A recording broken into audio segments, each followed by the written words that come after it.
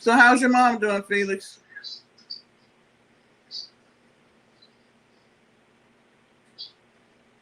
Man, you love them witches, don't you?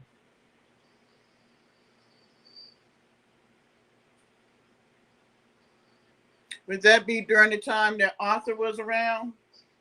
Arthur the wizard?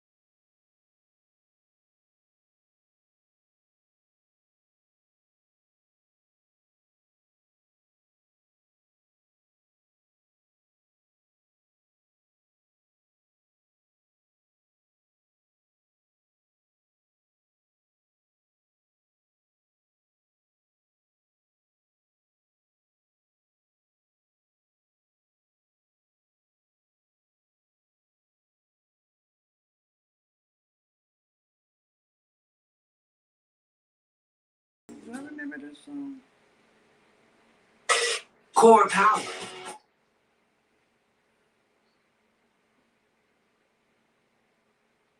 Oh, go ahead and eat something. You are fine. What we're gonna do now is go back.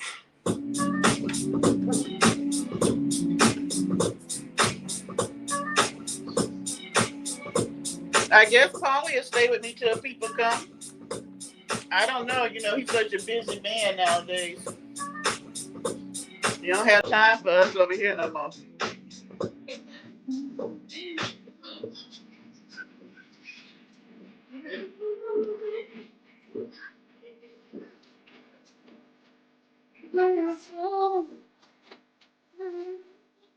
They're probably ding me for Bobby Brown.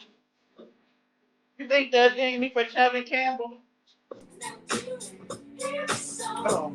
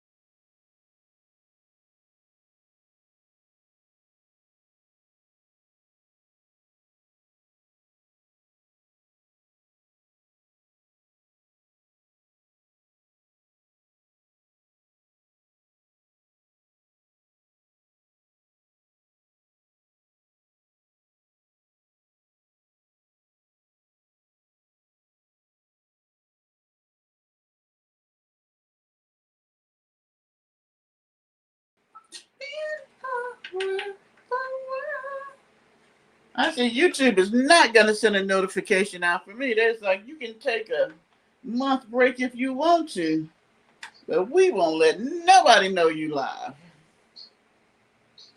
They be trifling. They be so trifling.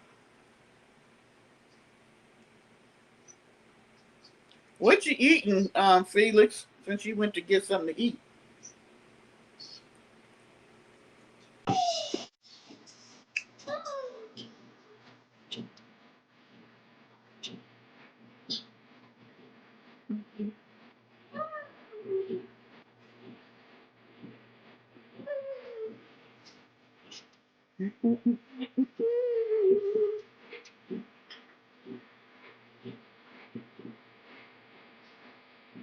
You eating just rice? What are you eating with the rice?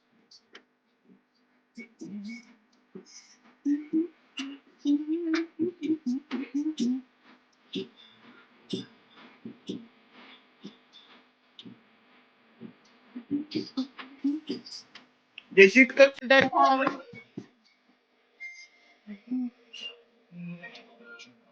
So you just eating just rice by itself?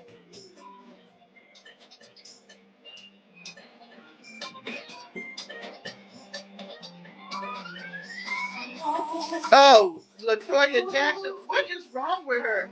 Why is she so skinny now? I used to watch I used to watch her reality show. Them Jacksons are so odd. But I seen a short the other day where she was cooking for Jermaine, and I'm like, she about this big, and he got the painted hair.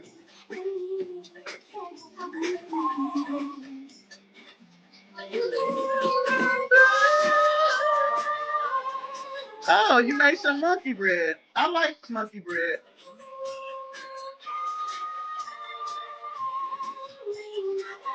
Oh, I think what you call pink rice, we call red rice. Spanish rice, the red rice.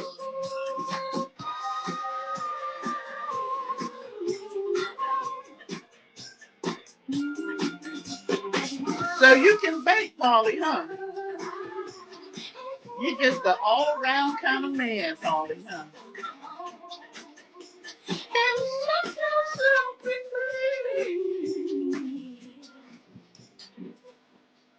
Is this? Are you watching her old reality show where she went out with that guy that was working with her? I'm like, what?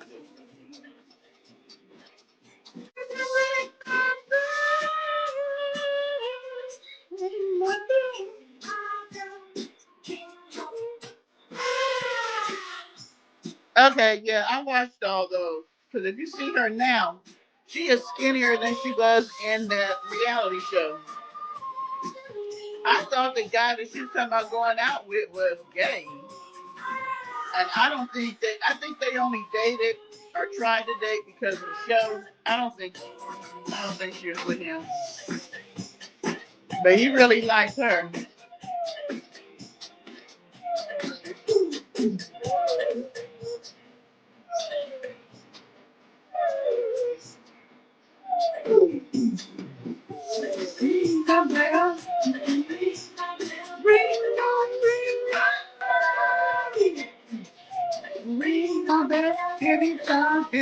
Hey, Martha.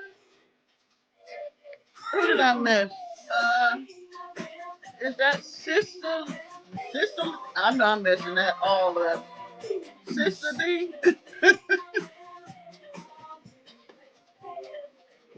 Oh, okay.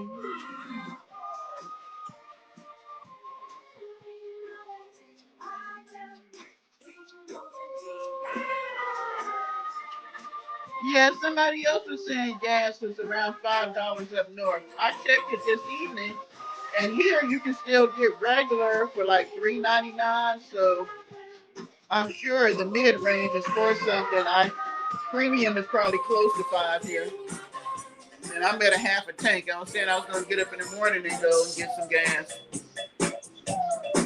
because you know they changed the prices during the day On the weekend, early in the morning is cheaper. Midday is more, and evening is more. During the week, early morning is more because people going to work. Midday is cheaper up until about 4 or 5 o'clock, and then it's more expensive.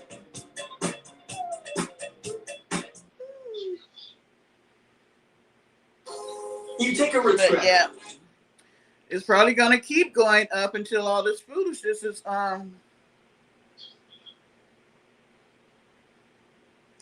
I think she does, but I'm not gonna tell you.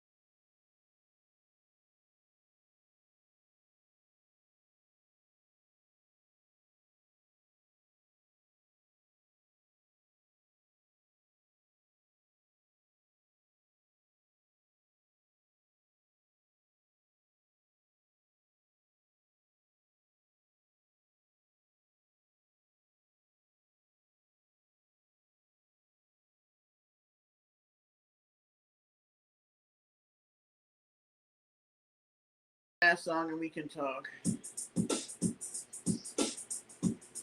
They probably gonna ding me for all the ones I played. No, is that gonna be my last one?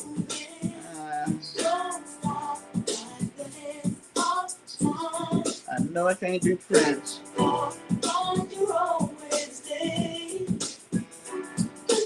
Let's see if I can play the ball. Oh, hold on, y'all. I got some chicken in the oven. Let me take it out.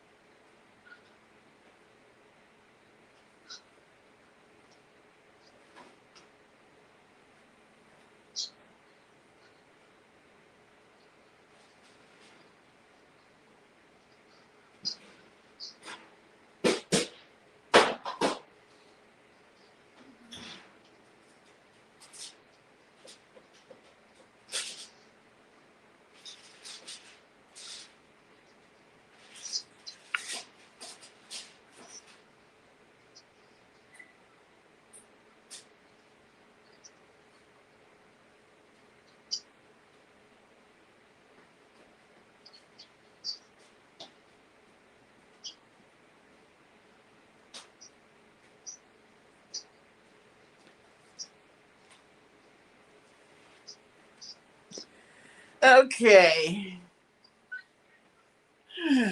What did I miss? I'm gonna have to go back. What did I miss?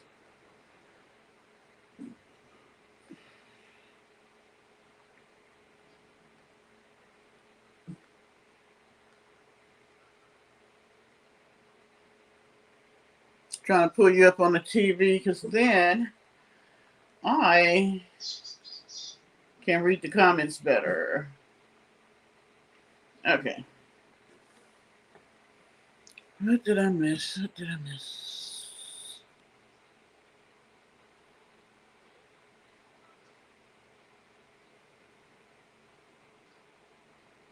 Oh, I love grilled chicken too.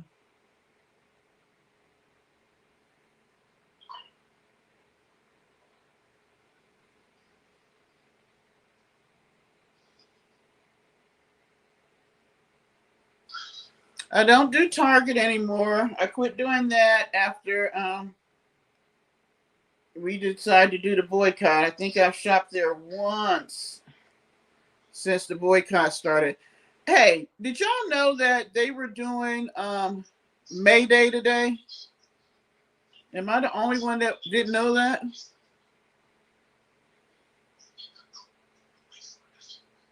Now I do a lot of Amazon shopping. I need to quit. Okay, why is my comments not coming up? Okay. You know what? It kind of pissed me off because they were doing the young people didn't go to school. They were doing a sort of like a boycott today for labor for people. I just can't get it out. Back when they had the labor riots and all that, reason why we have Labor Day. But they were doing a celebration today, and I didn't hear anybody talking about it. I didn't hear anybody saying that people weren't going to school, going to work, they weren't shopping today. I did not hear about May 1st being pretty much a Labor Day because that's actually when they actually had the riots and all that. Oh, you're not late, Janice. It was just me and Felix and Polly for a while.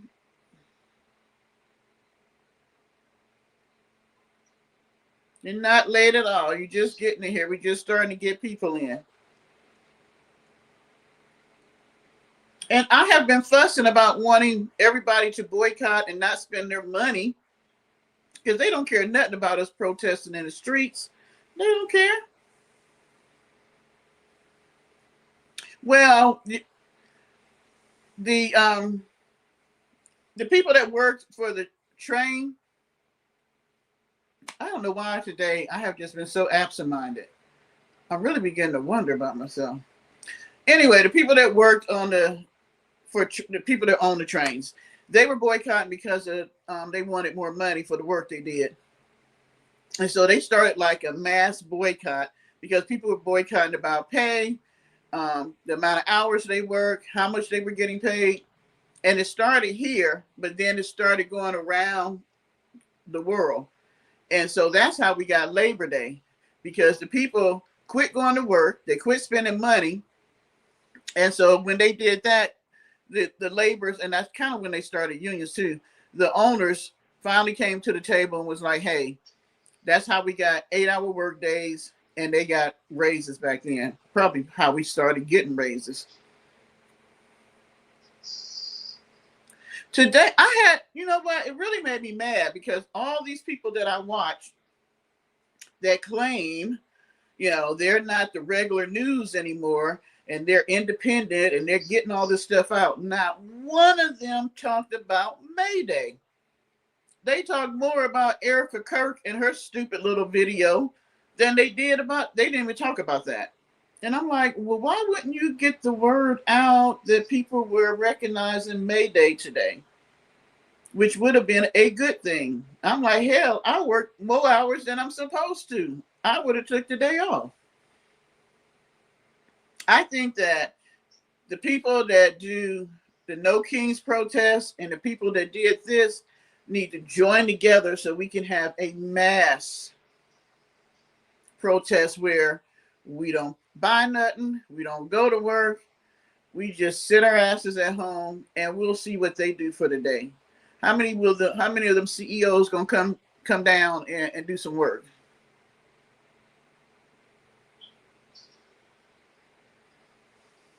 Well, thank you, Miss Martin. But I'm just like, this is ridiculous. The only way that we're gonna get their attention is through money. Otherwise, they don't care nothing about everything else.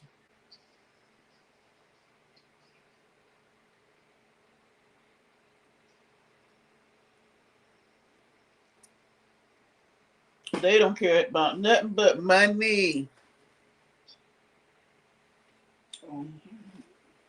There is really something on my glass. This is driving me crazy. I don't know what it is.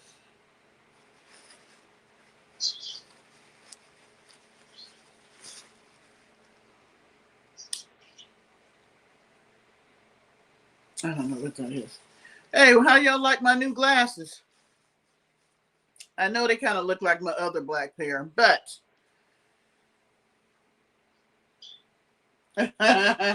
well, you know what? That would work, but we still need people to be working who's going to pay us to be homeless. Because I think her money going the way things are going, Candy money gonna dry up too. Because people ain't got time to be paying for her when they trying to pay their own bills. Please. I think her heydays might be over and she can thank Trump and his cohorts. All right, so what do y'all think of the new glasses? They're kind of like the old ones, but actually I got these free from the military. I just wanted the prescription so I can order me some new ones online. I'm going to have to order a pair from that company that wanted me to do sponsor with me. And I did do a little clip, but y'all didn't even like the glasses. Everybody talked about them. So I need to order some that really look good, and I'll do a free little commercial for them. I was an entrepreneur, Felix. I had my own business. Yep. I had a cleaning business and I had a nanny business. And I made very good money doing that. The only problem when you're an entrepreneur is hard to get people that are like you and your clients get used to you. So as I grew, I had that done too. Let me answer Felix first. Yep. The hardest part was as I was expanding, I hired other people and they were not as good as me or they didn't do as good a job as me. And so my clients didn't particularly care for that. And as I grew, it just got to be, quite a bit much. And then I wanted to go back to school. I really stopped doing it because I wanted to go back to school and finish getting my degrees. And so I actually gave my whole business, the cleaning business, to a lady in the church. And it never, I'll never forget. She said, oh, she couldn't believe I was giving her my clients because she had a cleaning business, but it wasn't as big as mine. And she was like, oh, I'm going to pay you something. I have yet to get a penny from that lady. I wondered if she still got my clients because I didn't want to just leave them hanging. Oh, hi, Josiah. Josiah, thank you. Josiah Axe. But it's not easy being an entrepreneur because you don't work, you don't get paid, and you got to hustle and get your clients. But I found being online was a good way that I got started, and then the rest of it was word of mouth. If you do a good job, other people will talk. The people will talk about you. So,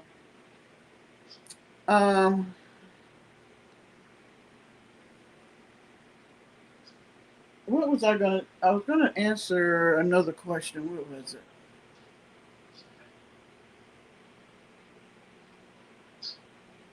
Oh, my doctor wanted me to get the diabetic test. You know what? I have really been looking at my health because I'm older. So I'm trying to eat healthier. So that's why I was cooking. I had baked some chicken and I was trying a new way or new seasons that I had. I'm not a big fan of like turmeric or cumin, but I was trying to implement that because turmeric is supposed to be good for you. So my doctor kept saying that I was like on the cusp of being a diabetic. But when I went last year, all my labs was good. When I went this year, apparently they were good because they ain't said nothing to me. But she had wanted me to get the eye test for diabetes. Well, I had the eye test. I passed it with flying colors. They were like, "There's nothing showing that I have high blood pressure." So now I'm wondering, do I have high blood pressure? Because I don't take the medication like I should. And the diabetes thing, I'm like, none of that showed up on my eye exam. So I'm like, you know what? Sometimes I think they be just trying to push medication on us, especially the VA. How am I doing today? I am doing quite well. I can't complain. All right, Felix.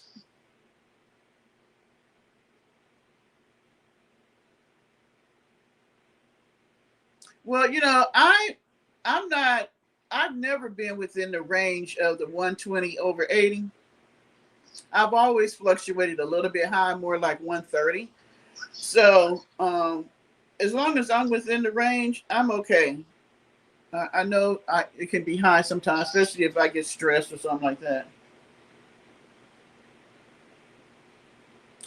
Thank you. Seeing that I didn't comb my hair or anything, I just figured I'd just come on here live just because it's Friday. But thank you. I appreciate the compliment. I know. I've been looking at a lot of more holistic things, and I'm beginning to believe that, well, first of all, how can I say this? Because people get all weird on me when I start talking about how I don't believe things are the way that they portray them to be. Personally, I think that all the stuff that's going on is their way of showing us that everything they've told us has been a lie. You notice how they keep lying about stuff? It's like, if you really start getting into it, I've been kind of slowly showing you guys what I've been talking about.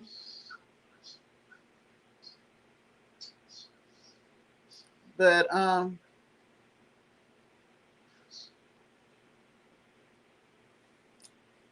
it's like I keep finding out that everything the government has told us has pretty much been a lie.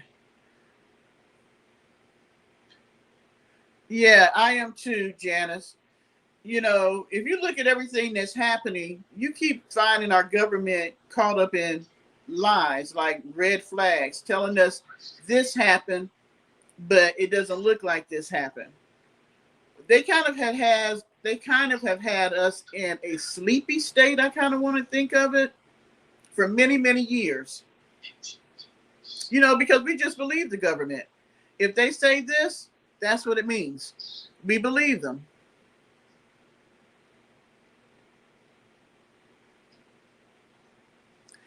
Okay, look at it like this, like breakfast. Just something simple as breakfast. The word breakfast means to take a break and fast.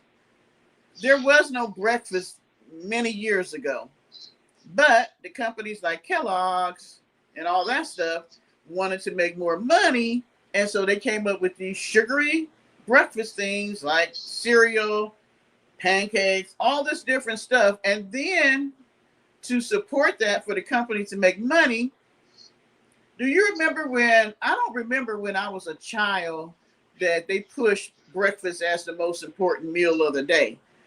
That didn't start happening until I got older. Because I used to, especially as a teenager, I would eat whatever I wanted for breakfast. And the truth to be told, it's better to eat meat and vegetables and things like that for breakfast than the crap that they tell us is breakfast food. In a lot of countries, they do not eat the pancakes and the grits and the biscuits and the bacon and the ham and all this stuff that we're eating. It's just adding to our that's just adding to us having bad health.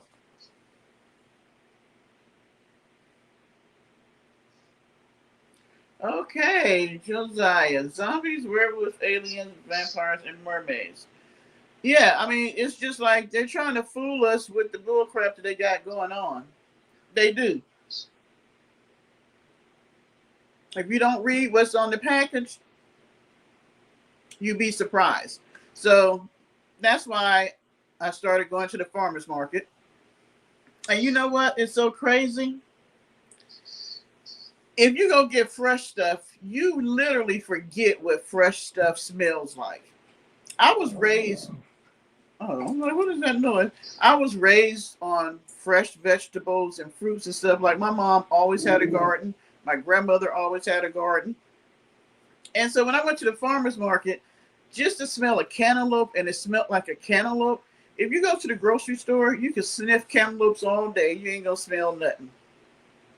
Um, Watermelon tastes like watermelon. Oh my gosh, the string beans. I literally ate a pot of string beans because they taste so good. They actually taste like beans. Now you buy stuff and they say it's organic, but it has no flavor to it. It's like, I don't know, sort of like rubber. I'd be wondering what they're actually selling us. Hi, Patasha. What am I drinking? I'm drinking a little spumante. Now, see, this is where the problem comes in at. I find that alcohol has a lot of calories. So I'm trying to figure out how I can balance it out. So what I've done is I don't drink unless I'm having a live. So I figure, okay, since I'm lazy and I don't do that many lives, I won't be drinking. So I figure it's been a shitty week or month. I don't know. With everything going on, it seems like time is speeding up, but yet sometimes it feels like it's slow.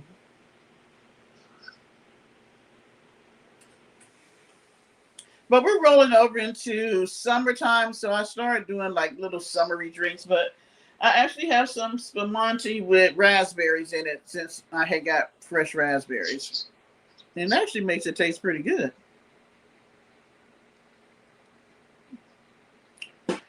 Because they'll go bad quick, so I'm going to freeze the rest so I can put them in my smoothies. I said, my sister was telling me that. Um, does it taste good though? Because I have a thing about taste. So one of my girlfriends, she's one of these people that she always worked out. I met her in the military when we were in our 20s. And she was in weightlifting and bodybuilding and all that. And she's older than me. And she started walking and stuff during COVID. Oh my gosh, she lost all her weight. She's back down to the size she was when we were in our 20s. But she likes to drink. So what she did, she just drink liquor and she just has like tonic water or something. I'm not a big fan of it. About the only thing I drink straight is tequila if I drink it. So I don't know about tonic water or seltzer water. It don't, I don't know. But actually, that's the only thing that don't have the calories if you just drink the liquor straight. I'm more of a wine girl, and wine has a lot of sugar. You would think it wouldn't matter, seeing that if they made it all natural from the grapes. Okay, Felix. Do they have? I don't like reds unless it's like a Lambrusco. I like the Spanish reds. Now, it's funny, Martin, because I was going to get me beer tonight. I hadn't had a beer since Super Bowl of 24. Wait a minute. No, Super Bowl of 25. Was it 25? Yeah, because I don't drink beer anymore. Beer helped get this. I used to drink beer. I used to like Coors Light. I was a Budweiser girl for a long time. Okay, that's what I said too, Paulie. I said I used to drink Michelob. I forgot, it's Michelob something. Because I really like German beer, but I can't get the German beer that I really like here because once they export it, it doesn't taste the same. And so, and I like Lowenbrau, but they don't even sell that anymore. So I was like, okay. So I was drinking Michelob, and a friend of mine, we used to go to this little hole in the wall when I lived in the country, and he used to always drink Coors Light. And I used to always pick at him and say, oh, you ain't drinking nothing but piss water. And he was like, no, you really need to try it. So I sat there and I drank it, and it was funny because the Coors Light, you could drink it and it doesn't feel like you're getting intoxicated until you're intoxicated. And I was like, oh, wait a minute, it don't taste that bad. And so I went to Coors Light. It's really not that bad. Yet I drink too many.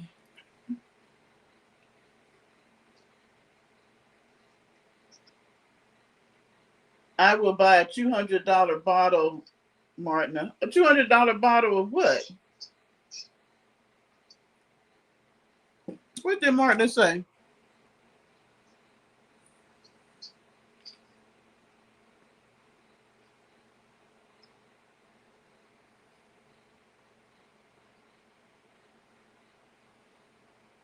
Oh, I see what you said, Janice.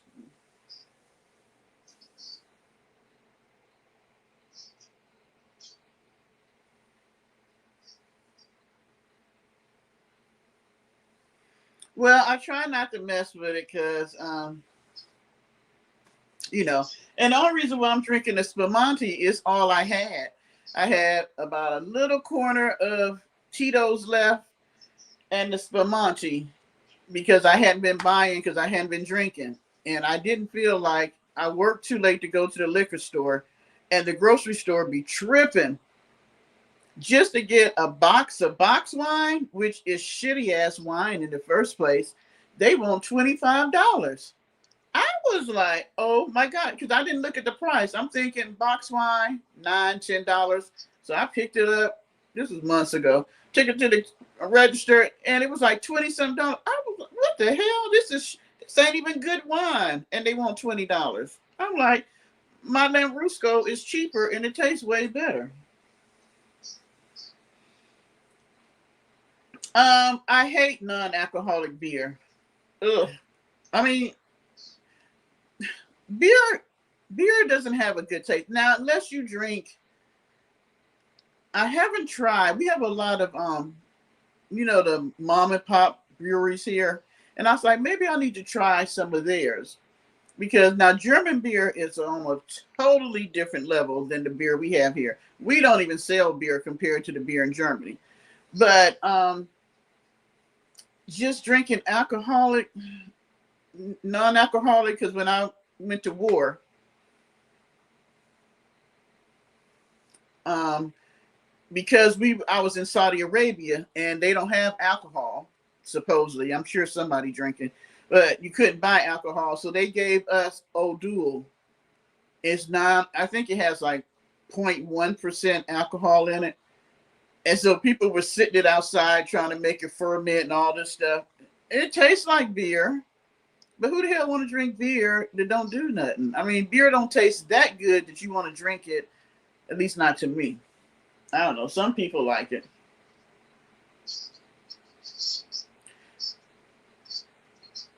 I know they're not real. Are you friends with Felix? Because you talk kind of the same way Felix talked. Josiah. You sure you and Felix ain't friends? Because he likes all that fantasy mythical stuff. I like champagne.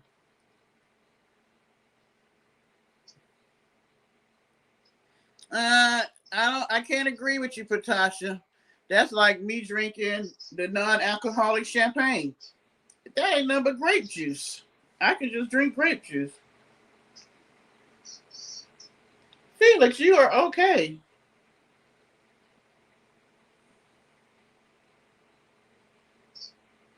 You are okay.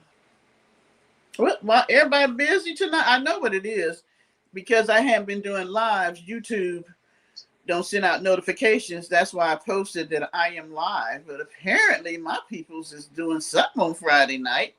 I had a whole conversation set up. Um, well, Miss Martina, what are your thoughts on this whole thing that the Supreme Court did? Do you think it's really setting us back to the 1930s and 40s? Or do you think that people have evolved enough in the United States that it won't end up the way that they think it's going to end up. Green apple. I've never cared for flavored vodka. I've always been kind of a plain person when it came to my liquor. Now I'm a vodka drinker, but I like just straight vodka with 7 Up and a lemon, or Sprite and a lemon. I don't want nothing all sweet. I'll make sweet drinks, but I'm not a real big sweet drink type of person. I mean, I'll drink it every now and then, but I kind of just like my vodka and 7 Up. I know, but my thing is,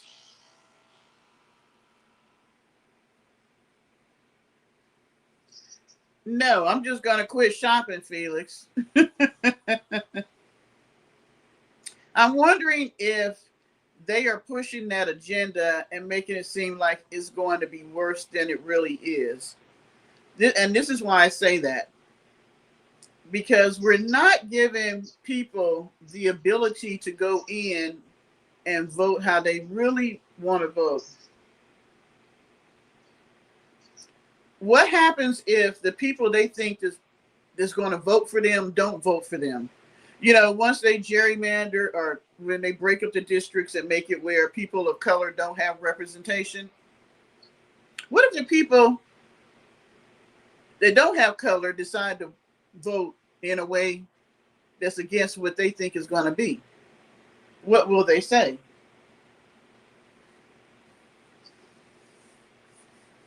I mean, this is what I know for sure. You can't believe either side.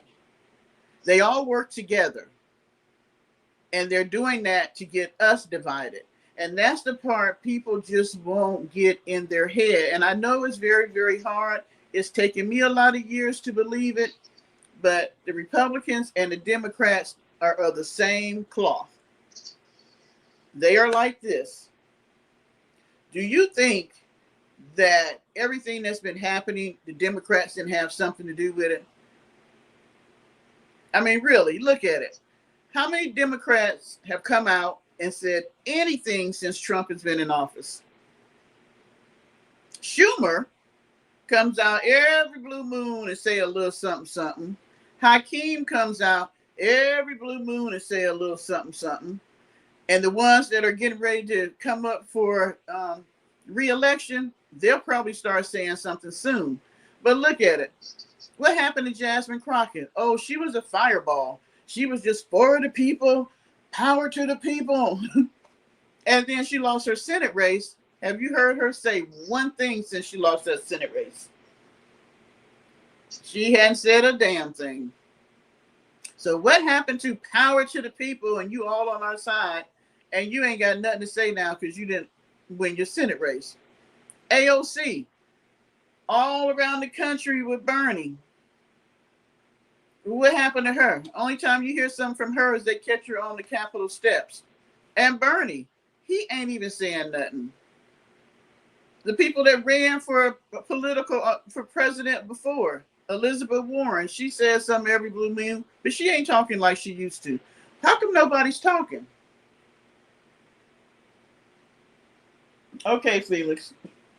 Why are these people not talking? All of them that had so much to say before have nothing to say now that this man is in office. Why? Because all they ask us is getting paid from Israel through AIPAC and other agencies like AIPAC. So they don't have nothing to say because their money get cut off. That's who helps support them run their elections. That's who gives them money to vote a certain way.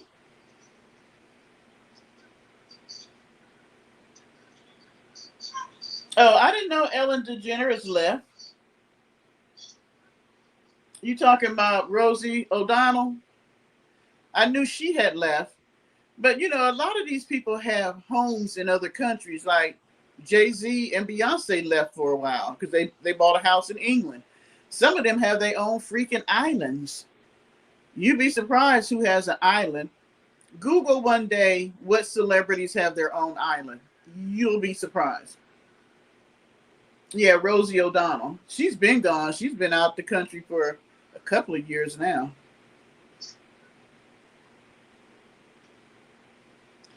Yeah, I like Schiff, but my thing is this: we need more than one. You got one here, one there, but you need more than one. Gavin Newsom was all this, but since he's been doing his book tour, you don't hear him saying nothing. Like the other day, Don Lemon had the nerve to have Clyburn from South Carolina on his show. I refuse to watch it. You don't hear shit from Clyburn. And if you look at his record, he's not even in DC half the time to vote on nothing. I learned that years ago. He's not the representative for my area, but still, you have seniority because you've been there so damn long. And he had the nerve to say that he was running for re-election, that he wasn't too old. Your ass is in your 80s. You are too old. Go home and retire. Why the hell won't these people go home and retire and live out their life doing something else? There should be an age limit on being a senator and a representative. Hey, Sticky, because there are so many old asses sitting up there holding the seat, not doing shit but getting paid. There should be an age limit on president, too. We should not have an 80-year-old president anymore. I'm 63. Hell, I can't remember shit half the time. I know by the time you get 80, you don't know what the hell is going on. No, Polly, that ain't why they not talking. I am having a good night, Sticky. How are you? Um, I see our girl got 4 hotel nights. You think she paid for it? Oh, okay. I was just joking on that, Josiah, because you guys both like fantasy and what you were saying in the chat. What do you do, Sticky? If I may, ask that question. Since I know I ain't got no check from you as a gang stalker, and a perp, since I'm not getting no money from you,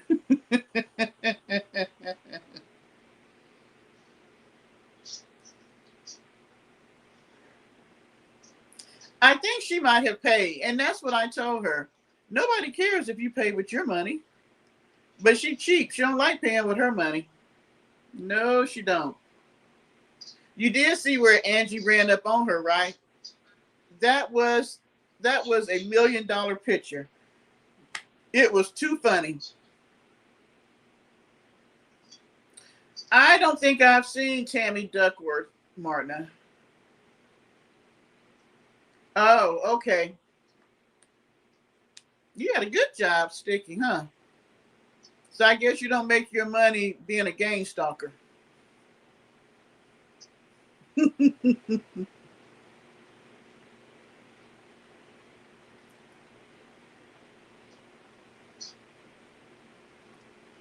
All I'm saying, you guys, is that they're not talking because they're cut from the same cloth. These people get in front of the camera and make us believe that they be arguing with each other, and then outside our purview, they eat lunch together, dinner together, partying together. It's not what we think. They're not against each other. They want us to believe that there's two parties. There is one party, and that's them getting their money and doing whatever the hell they can do to stay in office until they can't stay there no more. Ooh, you work more than me. I'm usually 60. You got me by 9 hours. By 60, that's why I usually don't come on Fridays. Because by the time I hit 60, I do not want to do a live.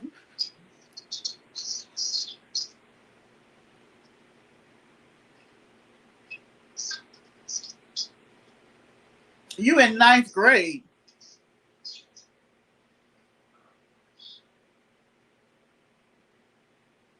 What is you doing in my chat? Because I said my chat is only for adults. So What are you doing over here if you 15? How you got in here? All right, Sticky. Thanks for popping in. Have a good weekend. Josiah, I don't want to have to block you, but if you're 15, I'm gonna have to block you because I don't have children. I don't have a children channel, so I don't let children. I mean, I'm not saying you can't be a mature 15-year-old, but um, I can't let you be on my channel. So sorry, I ain't got not one. Polly, are you still here? Because I'm like, I don't have not one mod. Polly, Polly, Polly, where you at?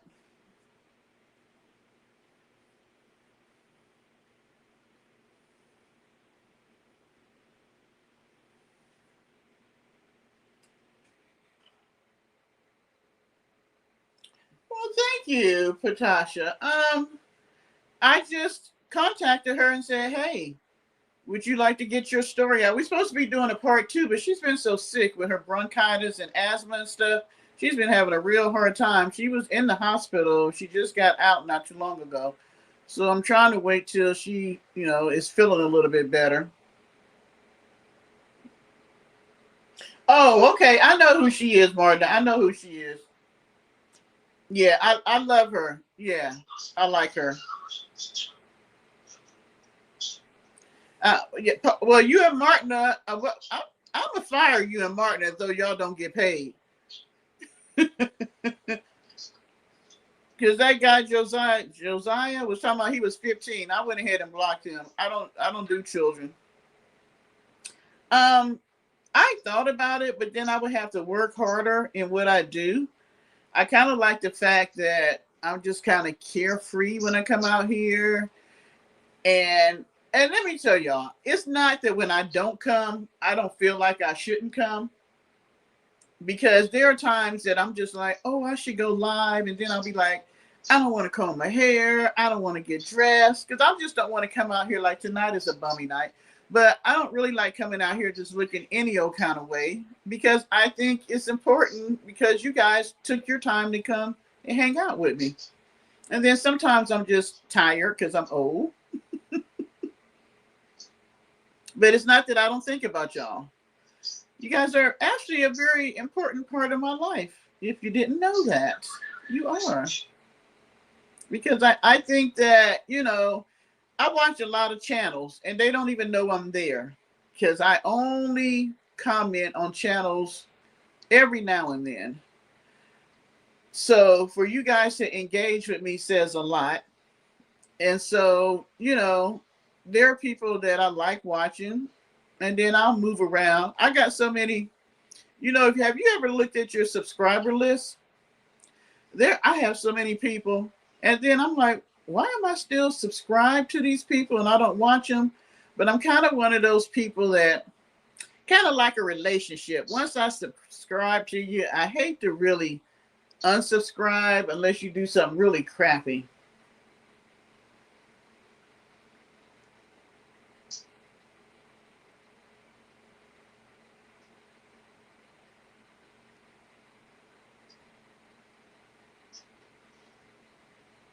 Good night, Sticky.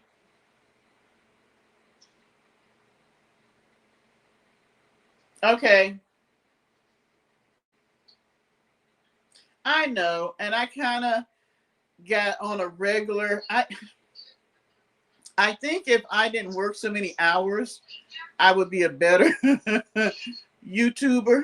But I told them in the beginning, I'm not a content creator. I'm just a YouTuber that comes out. But I told people, I'm not going to be consistently coming out here because I do this just for fun as a hobby. I haven't taken it to the point where I'm thinking I should make money about it. I keep getting in my gut that I should do this when I retire. Instead of working all the hours I'm working there, I could make the more money here if I put the time in. And so, yeah, and the thing is, I showed you I had bought another computer. It's still sitting on the floor, and I hadn't even set it up. It's sitting on the desk. Well, not on the floor, but it's on the desk. And I have not set that up because I was going to make the corner over there my YouTube area. Do I have any game stalkers? Yeah, I used to. I think Candy be popping in. Well, Candy loved watching me. Hey, Candy. I can always tell when she watched me because she mentions things that only I said on my channel. Matter of fact, she called me elderly the other day. I told my sister today, I was like, I was a little offended because when she said some people, those elderly trolls and stalkers, and then she named me, I didn't, at first I was playing around. I was like, I think she's talking about me. Then she named me and I was like, she is talking about me. Boo boo. Officially, I'm not an elderly person until I'm in my 70s. Okay.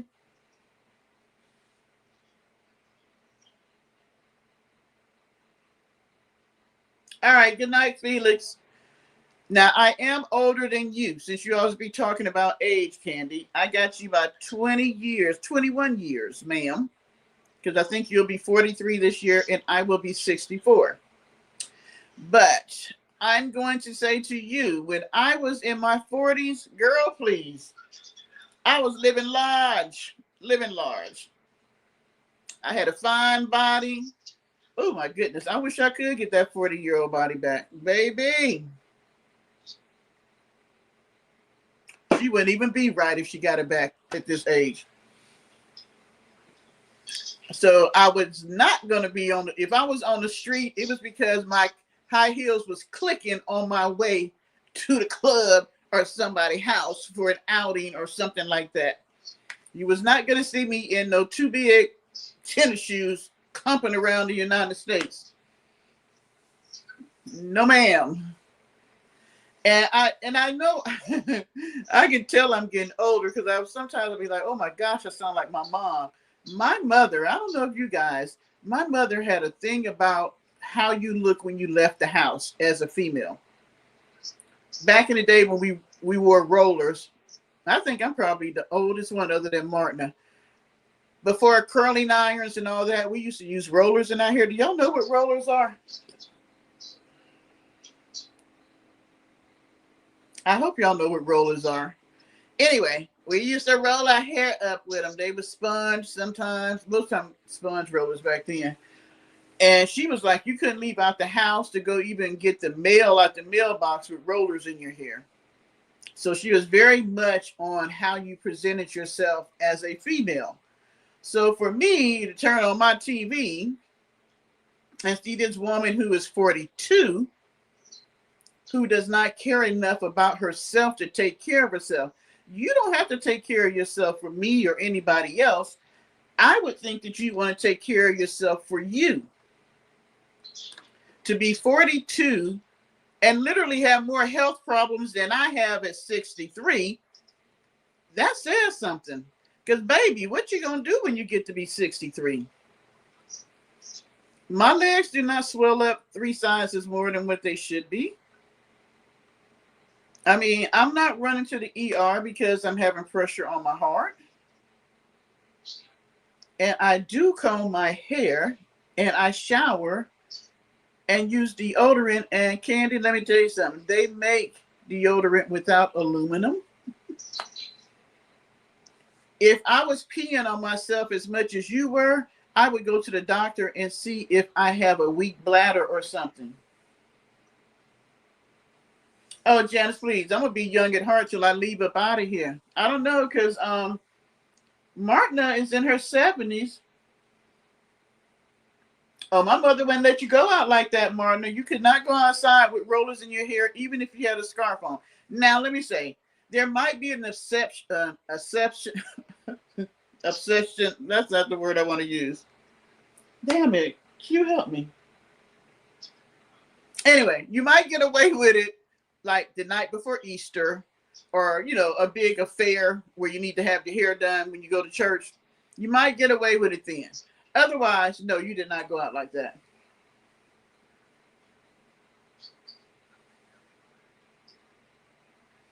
I used to do that too, but see, back then we didn't have no curling irons. I don't even think we had the plastic hard rollers like they use in the beauty shops now. We had the sponge rollers, or if you don't have sponge rollers and you don't have no money, you can use a brown paper bag to curl your hair up. Hold on, y'all.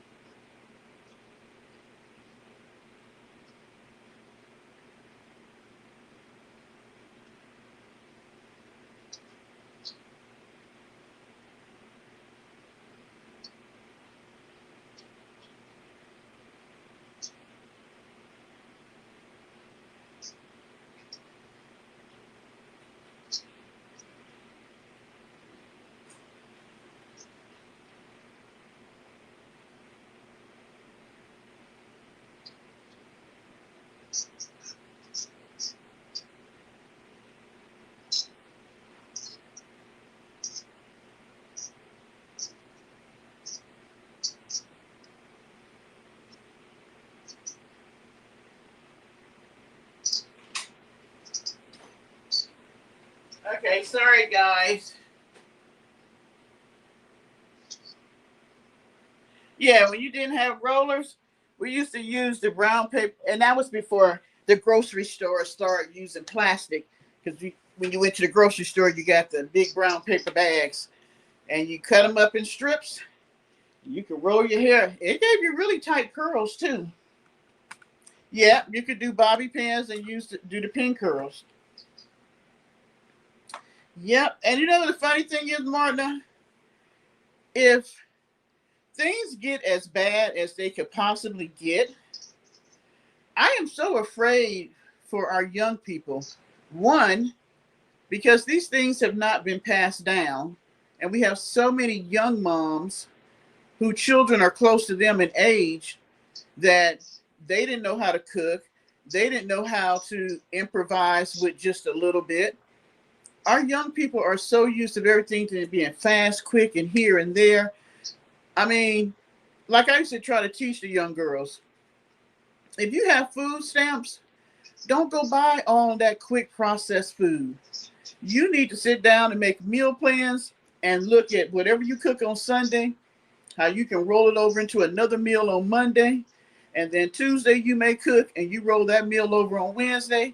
And if you got something left, you do it on Friday, or Friday be free day, Friday and Saturday. But don't go buying all these microwave meals and all this other crap. You need to learn how to make your money stretch. But half of them don't know how to cook. My sons are like, why? Oh my gosh. Because, when I was married, I got two sons and I still consider them my sons. And they're all in the same age group. The two oldest are 1 year apart, and the youngest one is like 2 years from them. And they're like, they don't make women like you no more, Mom. I can go in my kitchen right now and make a full course meal, even if I ain't got no meat. Why? Because that's how I was taught. Nowadays, oh my goodness. Did y'all see during COVID how there were so many young women talking about they didn't know how to comb their hair because they never comb their hair? They always go to the beauty shop.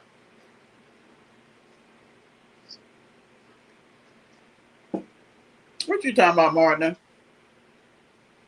Why do you think people have fish for breakfast? Because you could go catch fish and it was free meat. We have fish for breakfast with grits.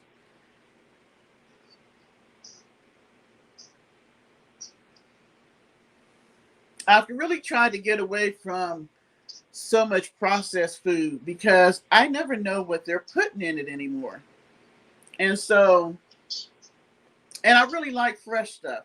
So, like this time of the year, I love living in the South. Well, I mean, I like living where I live anyway. But you can go and get stuff so inexpensively, like at the farmer's market, compared to the grocery store, and you can buy a lot more. And it's fresh, And if you're a real Southerner, you could probably can it, freeze it. I don't like really canning. I don't really like what's the other thing they do? Freeze dry and stuff. I just like it fresh. You know when you buy anything that's on sale. You'd be surprised, Paulie, because I know that they have farmers markets, and I guarantee you can probably get stuff cheaper than you realize if you can get out from your neighborhood and go to some of the places where it's at, where you can get more fresh vegetables. Because especially with the health stuff you got going on, all that processed food is not good for you. It's just not. And I know I'm saying that. I know you're like, how you gonna say that? I know, but it's not. And the thing is, this weight didn't come from the way I eat because I really don't eat a lot of junk. I don't eat fast food the majority of the time. I might eat it if I'm traveling because I just pick up something. But the majority of the time, and even if I order food through Uber Eats or something, I don't order junk. The biggest junk that I order through Uber Eats might be some chicken wings. And I can't eat them like I used to because even with the mile gives me acid reflux. So, you know, I don't even fry any food at my house. There's nothing fried here. And I did, this is crazy. I had an air fryer that I bought. Oh gosh, let's see. I've been in here 2 years. Must have been 4 or 5 years ago. Never used it. It just sat on the counter collecting dust. So when I moved over here, I gave it to my son, and he loves it. My sister was bragging about it. My mom even cooks in an air fryer now. And I was like, I would forget that I had an air fryer, so I would just put stuff in the oven. And my sister was like, no, you can air fry it. So since I've been trying to eat healthier, and YouTube, you can find anything. This lady was making zucchini chips, and I like fried zucchini. And I was like, oh my gosh, but she was doing all the health stuff she does is in an air fryer. I was like, you know what? I need to order another air fryer. So I ordered another air fryer. So the chicken that I had tonight, I was like, you should really put it in the air fryer. And then I was like, you know what? The air fryer sitting on the floor. You ain't even took it out the box yet. You better go ahead and bake this. See, everybody says the air fryer is so great. I guess I just got to get into the mindset of using it. So I got it today. I'm going to take it out tomorrow, and I'm going to put something. I think I'm going to try the zucchini chips. Yeah, I don't like preserves either, Martina. My mom used to make preserves. I only like grape jelly. And you can, if you ever had preserves, you can tell the difference between jelly and preserves. I don't like preserves. I like just jelly. And I only like grape jelly. I hate apple jelly. I don't care for strawberry. I can eat strawberry in a pinch, but apple, I mean, who wants apple jelly?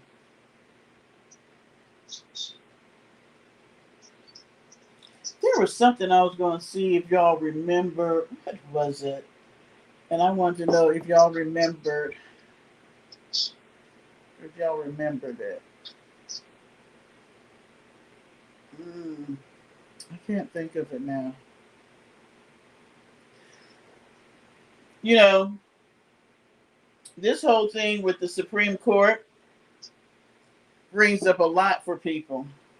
And I was watching Don Lemon today, and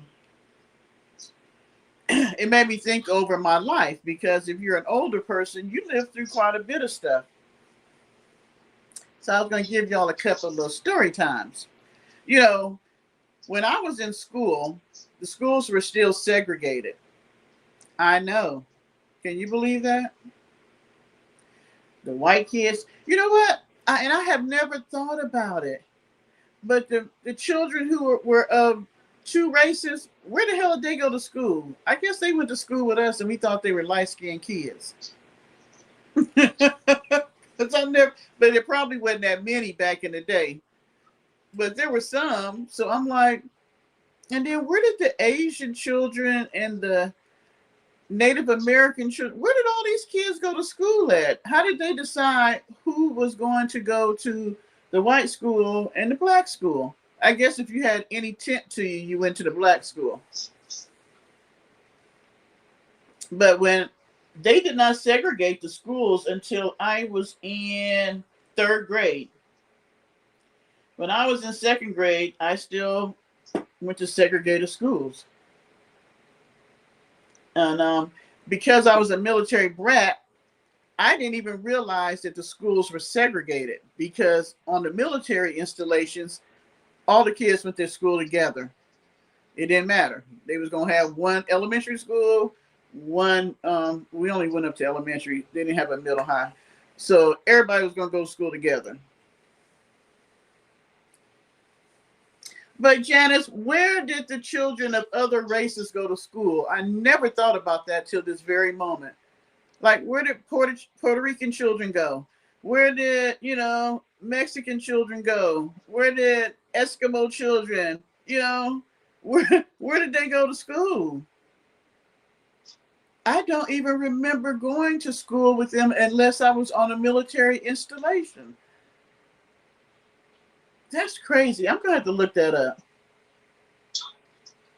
But when my dad went to Vietnam, my stepfather, I think he did three tours to Vietnam, and he did two of them after he had gotten a poison arrow stuck in his leg in between the ankle and the knee, and was in the hospital for a very long time. Oh, y'all were nigger Rickens. Okay. Well, I don't know if they just didn't like you. I think that they probably didn't. They weren't well versed in the races. I don't know how it was up north, but it took the South a long time to get it together. And y'all know I'm in one of the states that wanted to leave the United States so they could keep their slaves. South Carolina was serious about their slaves. They was like, we not giving them up. We would rather leave the United States before we give them up. Ain't that something? A whole state just gonna take itself away so they can keep their slaves. That's crazy. But I was thinking about that because the thing was, from kindergarten to second grade, I had went to school with people of all races. So then, because my dad was going over to Vietnam, I got thrust into a whole new environment. I had to go to school with children who were all African Americans. It was a totally different game. And so and I know my parents didn't think about it back then because it was a sink and swim type of situation. Because to be thrown into an all black school and you had never went to school with all black children, things are different. Just like when sometimes we talk about how black people have funerals, how black people celebrate holidays. It really is different. It really is. And so that was probably the worst year, one of them, other than middle school, that I went to school. And the teacher used to always tell my mom, well, Deborah is a tattletale. She tells a lot on the other kids. Okay, well, ma'am, I never went to a school that I'm in second grade, and when we go to recess, all the boys make a circle and throw the girl in the middle, and they all hump on her. What the hell is that kind of shit? And the teachers was on the damn playground with us. But at that time, you didn't have that many black teachers. So all my teachers were white, and I guess they just didn't care. And that was scary to me. I used to have a group of boys literally chase me home at least 3 days out of 5 days in a week. I was not accustomed to that. We didn't do that on the military basis. You did not do that at recess. They weren't having that foolishness. We had, I mean, this is like in elementary school. Y'all remember the desks that were made into the chair, and then on the back it would have like a piece of wood here, and then have a piece of wood there. Boys would literally get behind you and be trying to hump your butt between the spaces of wood. I did not understand these children. I did not understand how they were raised, because we did not do that. It was a culture shock to me. I was like, oh my gosh. I mean, I must have ran to school, and at that time I was scared of other people's dogs. Even though we always had a dog, I was scared of other people's dogs. And there were so many dogs in that neighborhood. So I was literally running to school or running from school from the boys. I should have ran track when I got into middle school and high school, because I was always running. And so when I got to third grade, they integrated the schools, and it was like totally different. Totally. When they integrated, it was a whole new ball game. Them same teachers was not letting that bullshit go along that they had going on before. And that's what made me say then that these people don't care nothing about me. And I was a young girl, because I could tell the difference. I had the same teachers teaching at the school, but once they integrated us, because the crazy thing was, on this side, it was two schools next to each other. This side was the black children's school, and this side was the white kids' school. So when they integrated us, they made our school the elementary school, and then the other school was they didn't have middle school, they called it junior high. And they acted totally different. You was not going to be humping them blonde girls at recess. That was not going to happen. I was like, this is crazy. So when my dad came back, we moved here, and I was back to my norm of going to school with everybody until middle school. And you know what? It's funny when you're a military brat.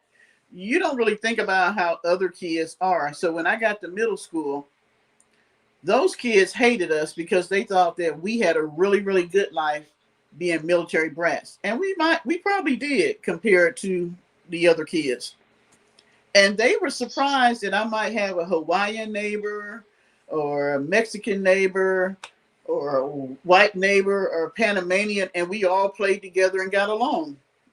Well, I mean, what else are we going to do? Our parents was in the military. They all had to work together. We're all out here pretty much in our own little town, kind of. And that's what you did. But I never thought about, this is where parents be lacking some. Because I think my mom somebody should have set me down and said, hey, you're going to middle school. The other children may live in all black neighborhoods or all white neighborhoods. I mean, we moved to South Carolina, and at that time, even now, we still got pretty much all white neighborhoods here and all black neighborhoods there. It's gotten to be a little bit more intermixed with the younger people dating each other, making babies and all that. Matter of fact, it's funny, during COVID, that's the first time I seen more white people with little brown babies at the grocery store. Because our young people are either already multiracial or they're dating people of other races more so than they did in the past. So you got a whole bunch, and that's what I'm looking at. I'm like, all the stuff that they're doing now does not even apply to the generations below us.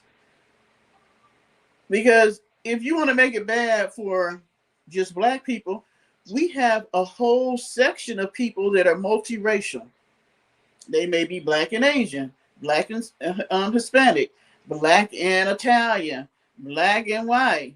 I mean, Hispanic and Asian, Hispanic and Italian. I mean, it's just we're just like a really big melting pot, even though we hadn't all melted.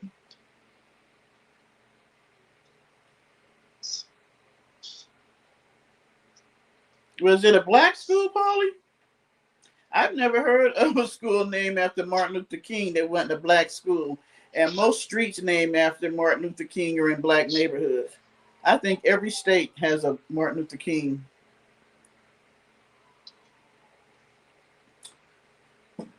Were you the only white boy at the school?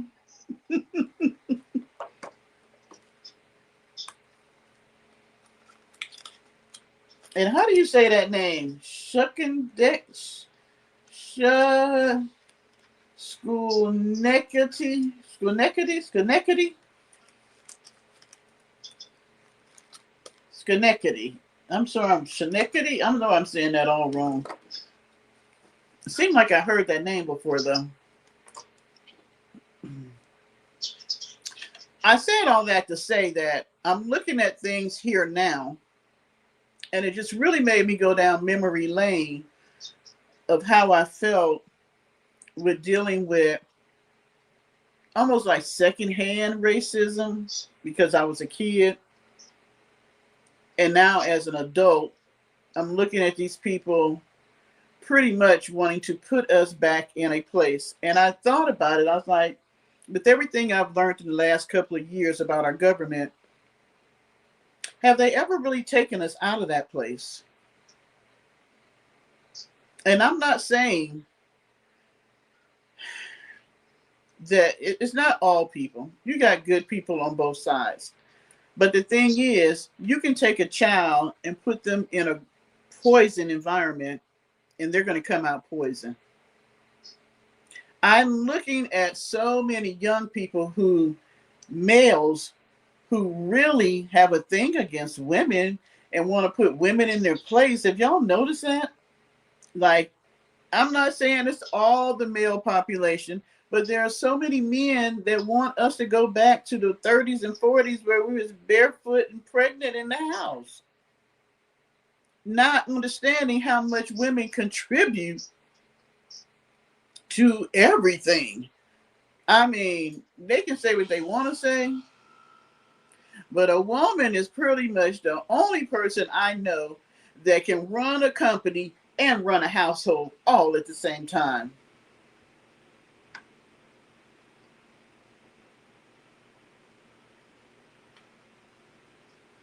Because most men are going to run their business and not worry about home.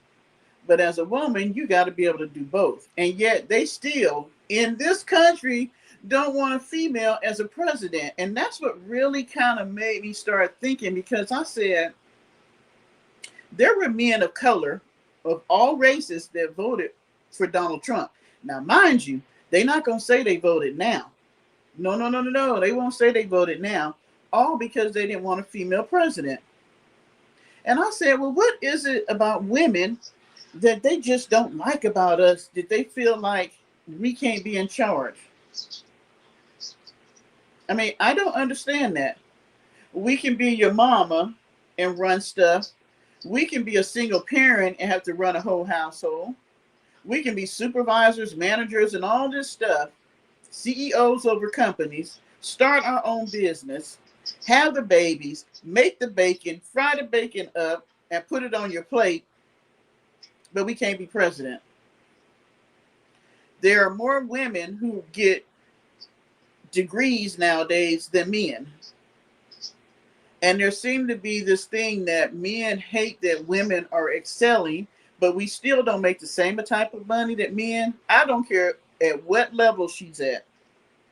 Like Don Staley, awesome coach, awesome coach. She took a basketball team here in South Carolina that they were begging people to just sit in the audience and watch these females play. And it wasn't that the team may not have been good. It's just that nobody cared about female sports. Even at a university that boosted athletics. She came in and turned that whole thing around where everybody knows who the South Carolina Lady Gamecocks are. But even with the money she's making, she ain't making as much as a male coach would make. And how many championships does she have under her belt? Our male basketball team has not gone to the championships as much as, I'm trying to think when's the last time they went to one, as the females. But I bet you that male coach probably might be making more than Dawn. Even though she's one of the highest paid female coaches, she still ain't making what the male coaches, female basketball players. They ain't making nowhere near what the male basketball players make, even though they could be equally as good. They got to go overseas to be able to make that type of money.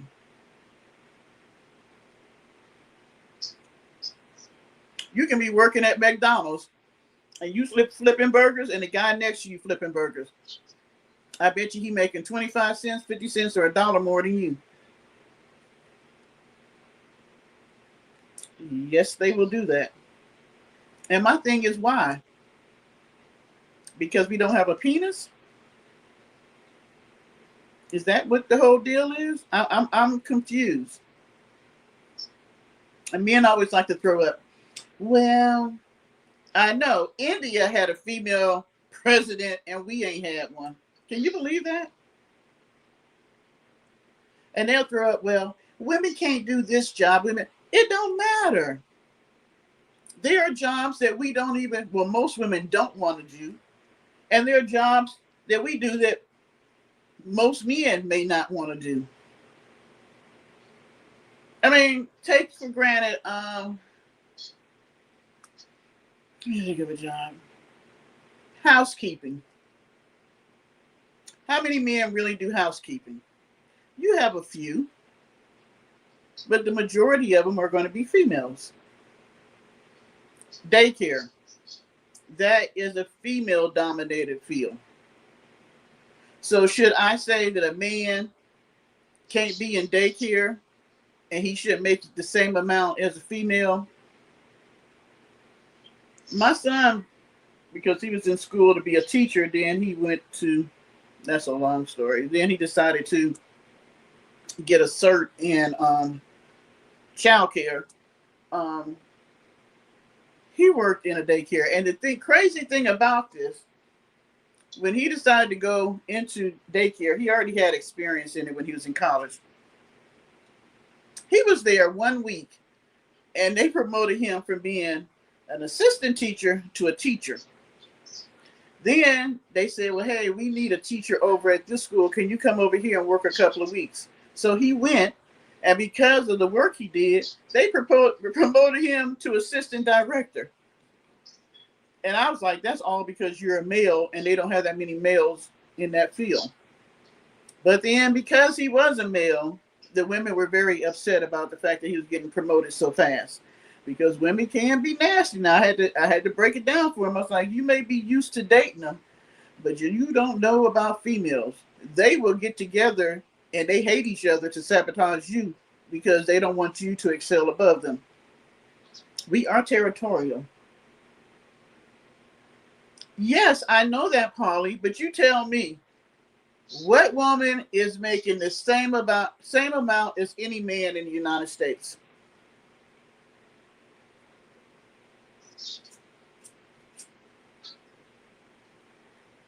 They don't care nothing about that. I mean, look at, I guarantee you, Pam Bondi didn't like her, evil, evil woman. But I bet you the guy that took her place, what's his name? I know you know his name, Martin. What's his name? Because he got on TV and said that he loved Trump. And whatever Trump said that he could do, he would do it.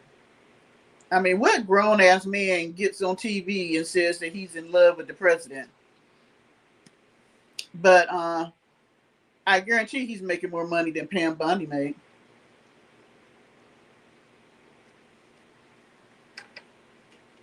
Yep. And did y'all see that foolishness that he did about bringing Comey back up on charges because of some seashells? I can't talk today. I'm just having a real hard day talking. Seashells that said 6947. And the thing about that they're not saying, he didn't put those seashells there. He was walking along the water and it was there and he took a picture of it and posted it. It wasn't even him that did it. And they just assume because of who he is, it meant the president. How can you put the two together? You don't know what that, even if he was the one that had done it, you can't say what he was thinking. That could have been his address. It could have been the address he lived in when he was a kid. It could have been his lucky numbers. It could have been anything. But y'all decided to say it was 69, the president, and so now you want to bring him up on charges. That is the craziest shit I have ever heard in my whole life. They just be making up stuff. They just be making up charges. Just making up charges, which is scary in itself. Because if they're doing it at the top, don't you know they're doing it at the bottom?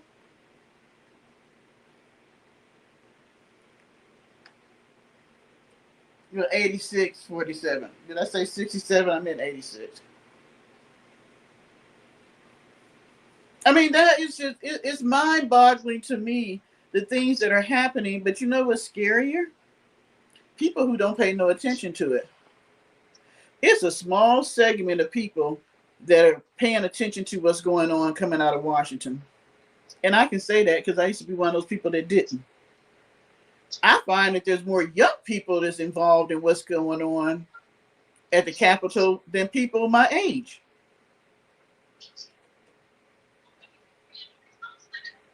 They will tell me in a minute that they just trying to live their life. Okay. Well, if these people have taken the voting rights away from you, because the Voting Act came out when I was 3 years old.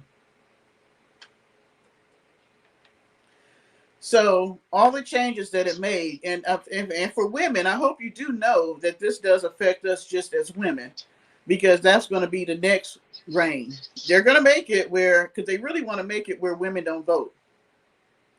You notice how they're doing the military. They're weeding women out the military. They're weeding women out of important roles, being in charge of shit.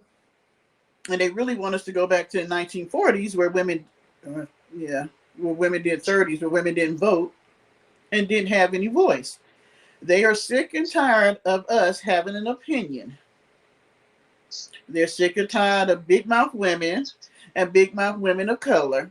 They want us all to go home and shut the hell up so they can run the country.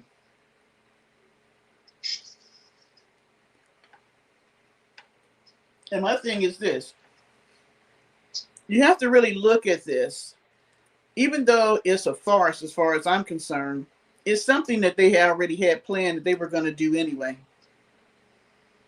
They have always ran the country, but now they're just taking the cloak off of it and letting you know that they run the country. They're reverting things back to the way they originally were, because I think to them, they feel like things have gotten out of hand. We tried this. We had no idea that it was going to get this big, so we need to get a containment on this. I posted a video on my community page about them and this whole thing that not Elon, Bill Gates made, where it's a patch and you put it on, it melts into your body, and it shows whether you were vaccinated. It will be connected to your banking, because they're trying to put us all on a digital type of banking system. And that's so that they can have more control over you. I mentioned it the other night. Well, for those who didn't believe me, Trump has put in an executive order. And then that bill that they were voting on the other night, last night I think it was, before Johnson sent everybody home on the 15th break or whatever it is, in that bill was embedded the fact that they wanted us all to go on a digital type of finance plan. And that's why they stopped it. They were trying to make sure that we be on a plan where when you get paid, because if you notice, they have slowly weeded this in for us. Most of us get paid where they electronically send your money to the bank. If they put us on a digital plan, that means everything will be connected. They're trying to make everything connected to each other so that, let's say, if you don't go along with what's going on, we're going to confiscate your money in your bank. Well, you might say, well, I'll just take the money out of my bank. If everything is digital, how are you going to be able to do stuff? If nobody's taking cash, how are you going to be able to function?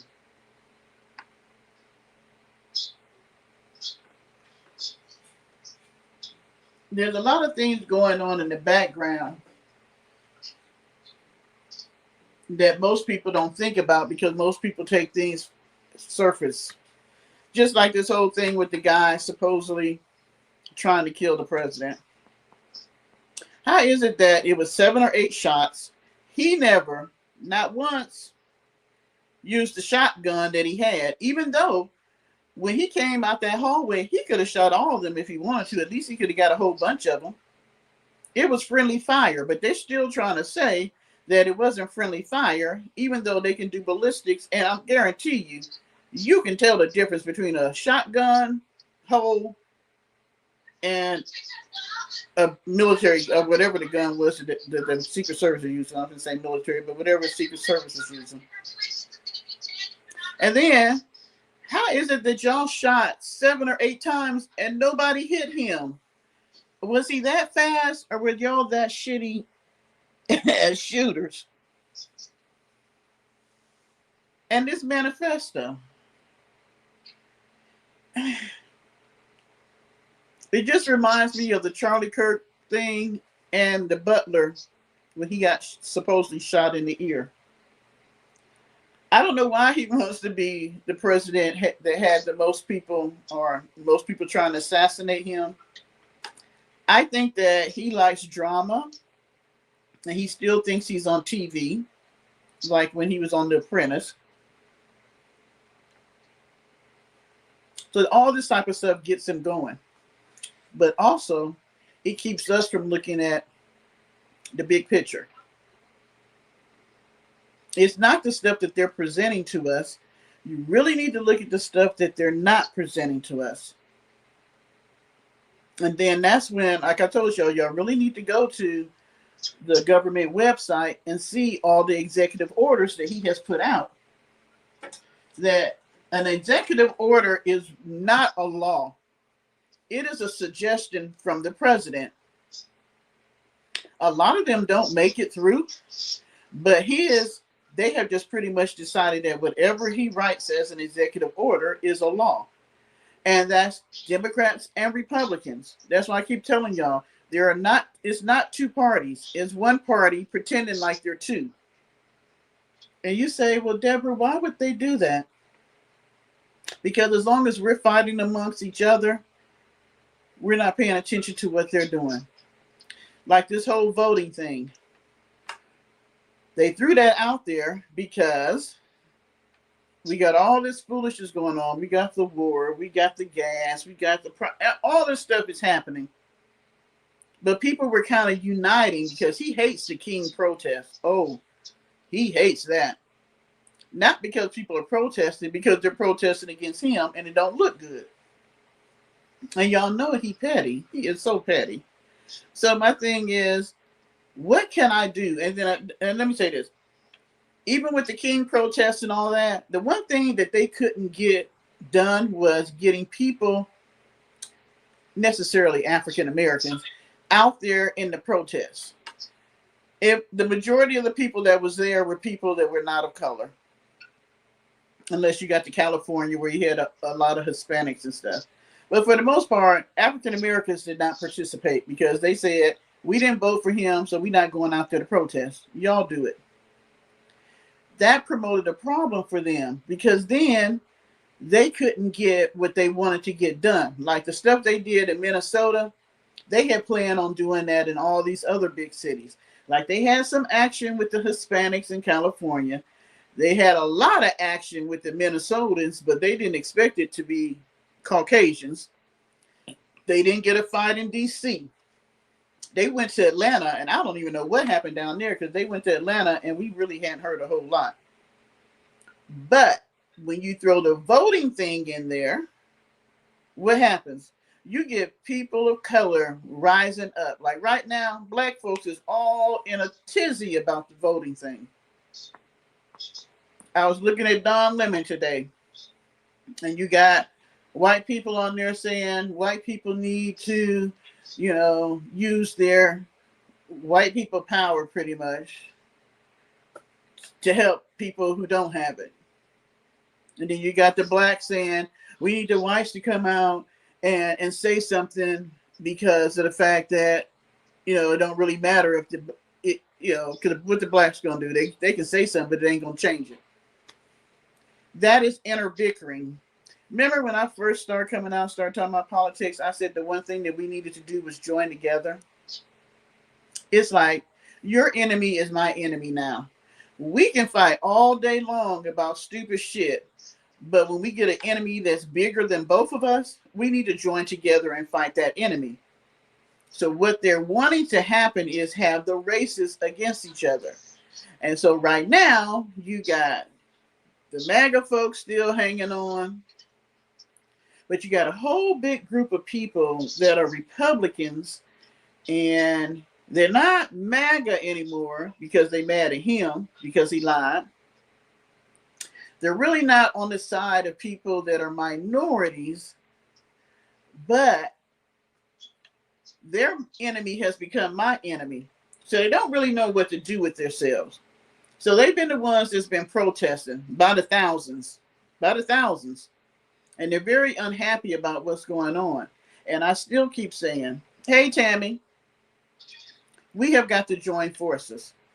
I don't care if we want to argue and call each other names in 3 years from now. We can do that. But right now, it should not matter what race, what gender, how tall, how short, how fat, how skinny, where you live, where you don't live. We all need to join together because we do have an enemy that's trying to take all of us down. And that's the thing you can't get people to understand. If they take me down, they taking you down. Because these people don't care nothing about us. We on the bottom. Have you not noticed? We are on the bottom and they are on the top, and there is a bigger wage or money gap between the two. We literally don't have a middle class anymore. You got upper lower class, middle lower class, and lower class. And then you got the ultra rich.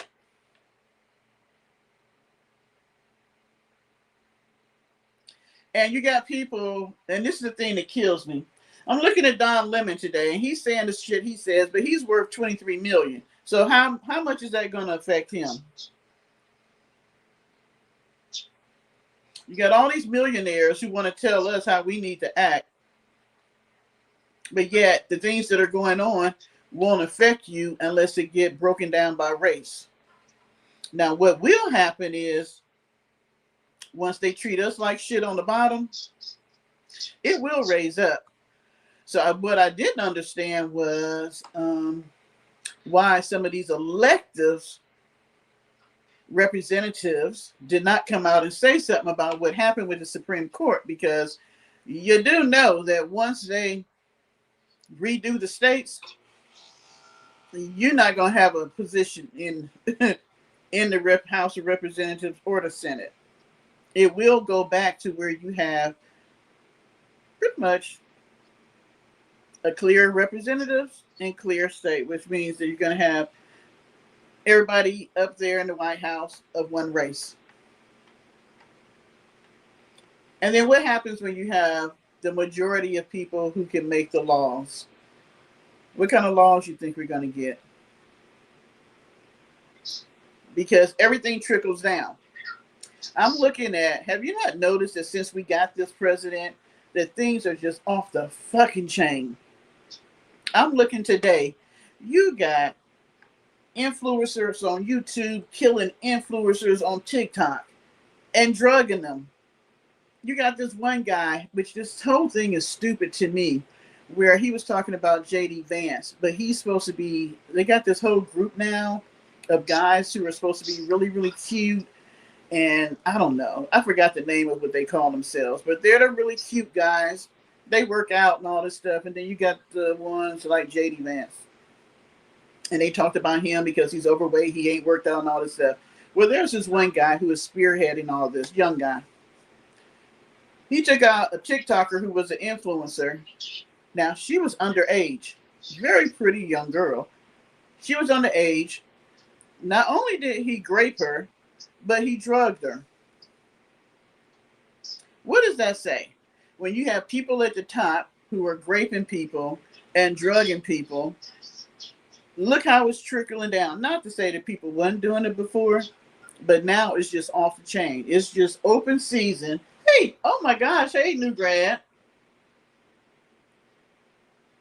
It is off the chain. Everybody thinks that they can grape people and drug them. It's just like, it's almost like a regular thing.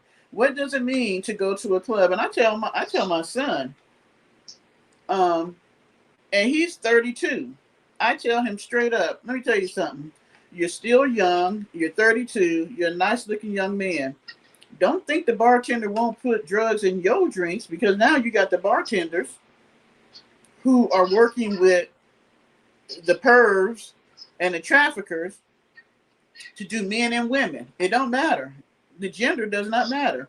You got the whole thing going on in Tennessee where, well, I think it's like 18 or more young men have gone out to party in this one section, and they just disappear. They go out and have a few drinks with people, and then they leave the bar by themselves or leave the club by themselves, and they're never to be found. And people are saying that they're in the river. And it seems like the police don't really care. And it's quite a large number of them. All right, Martin, I know you got to go to work in the morning. Good night. I mean, they don't care about us. And I guess I just can't get people to understand that they don't care about us. It doesn't have anything to do with race or gender. It has to do with economics. We are the poor workers. They are the rich people, and they are becoming richer and richer. Can you freaking imagine that Elon Musk is getting ready to be a damn trillionaire?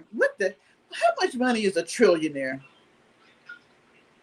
I mean, really, can you ever spend that money before you die? Because even before he becomes a trillionaire, Elon Musk has enough money that he could give every single person in the United States $100,000, including children, and still be one of the richest people in the world.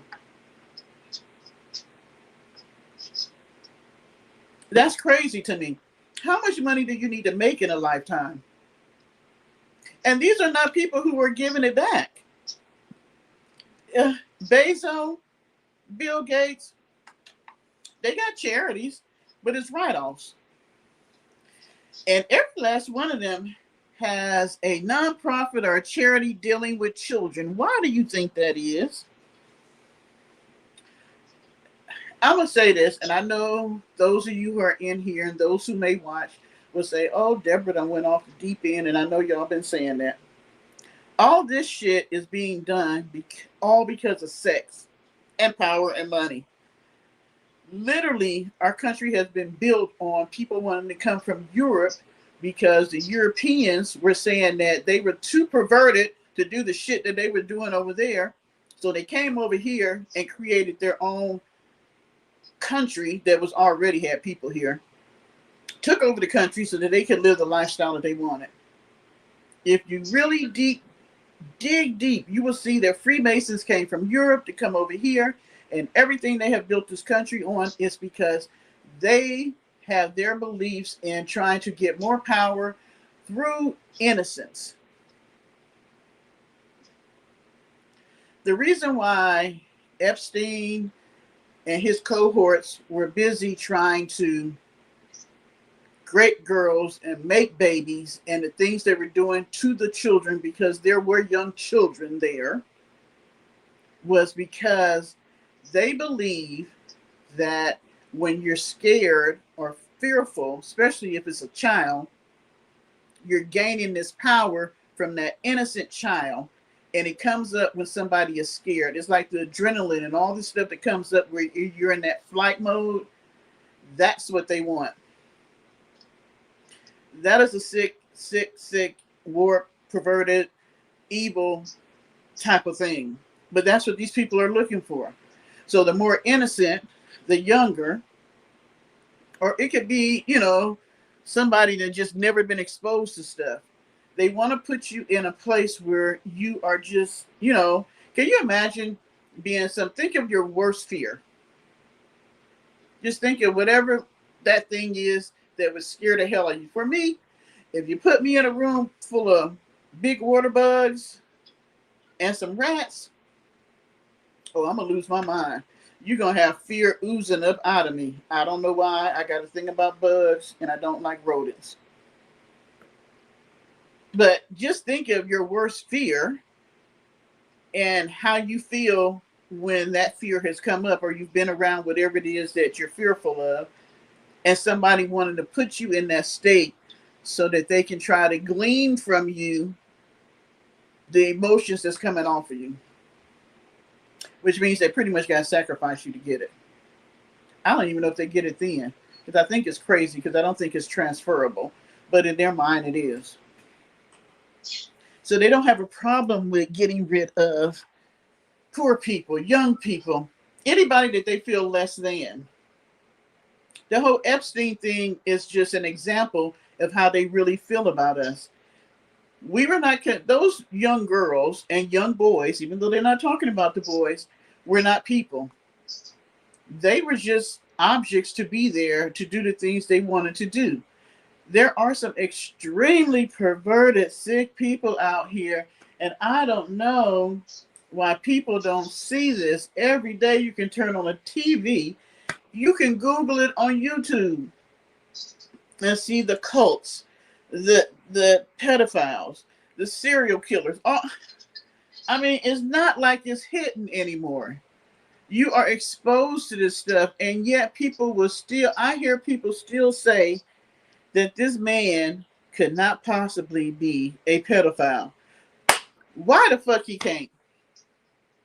If your neighbor can be a pedophile, or your cousin can be a pedophile, or your boss can be a pedophile, why the hell the president can't be one?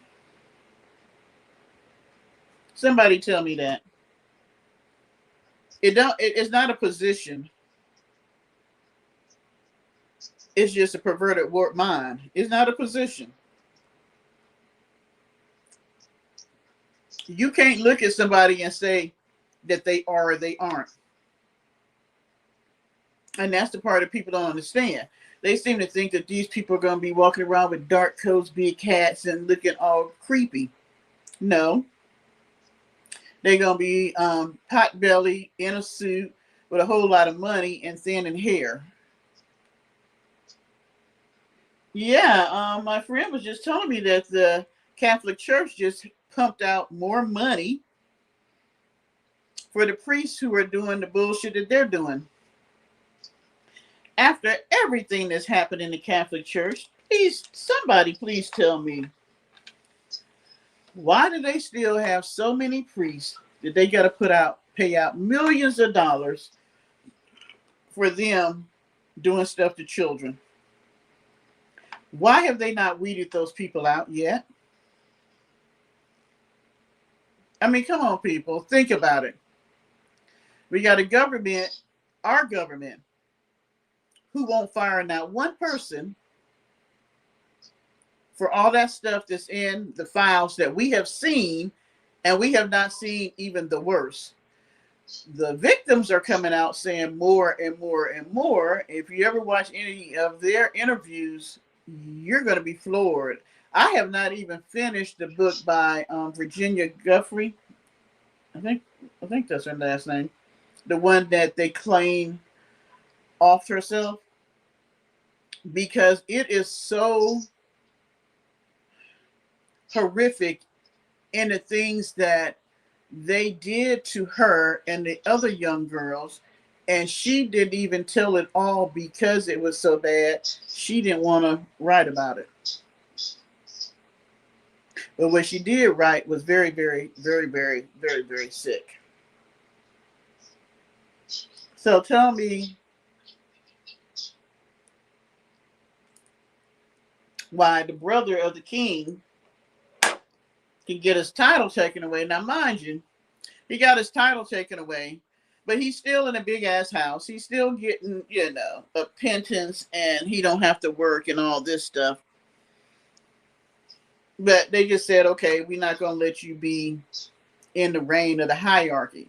Then I had somebody tell me that the king might have had something to do with this, because if you really do the history of the royal line, they consider themselves, like the mama who's no longer with us.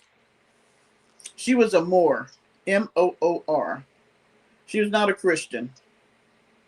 They actually have pictures of her when she had her initiation into being a Moor.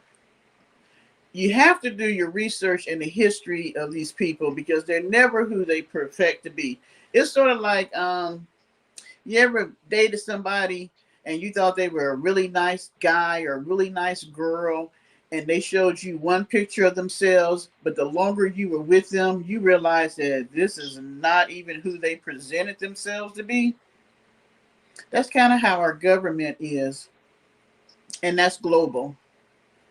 There are certain families, I can't ever get the number right, but there's so many families that really run things globally. They're not elected officials, like the Rothschilds. You're not going to see them out. Nobody even knows how much money the Rothschilds have, because they have kept that undercover. They're richer than Elon Musk, but people don't ever put them out there like that because nobody knows how much money they have. But the Rothschilds have their hands in the finances in Europe, the finances in the United States, the finances in Israel, the whole Gaza thing. The Rothschilds were the ones that created the tryst, or whatever, the treaty back in the day, that actually the Palestinians that lived in Gaza were supposed to be able to have that land, to have their own country or whatever they wanted to call it there. Israel had agreed to that years ago. Now all of a sudden they want to go back on that, and they want that land back. But there was a treaty. If you do your research, you'll see there was a treaty that the Rothschilds actually did.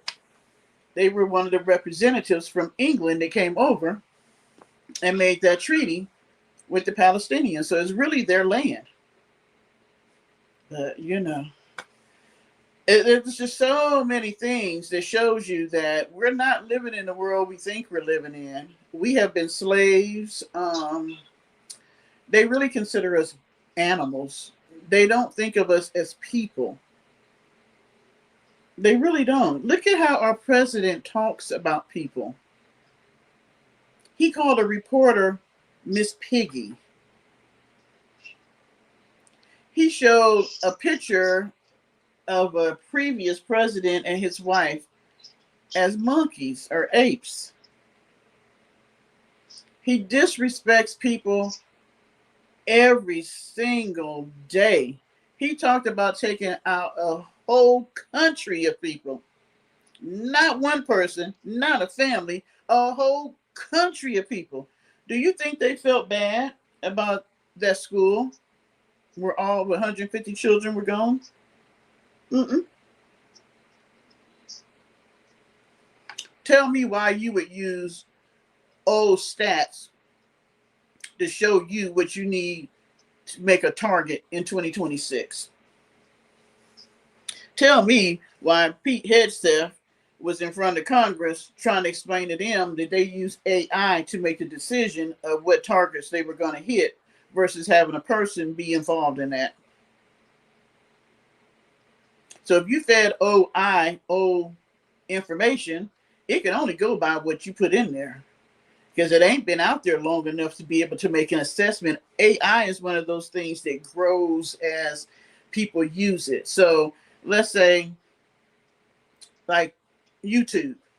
You notice in your feed that the more you watch certain stuff, the more they suggest certain things.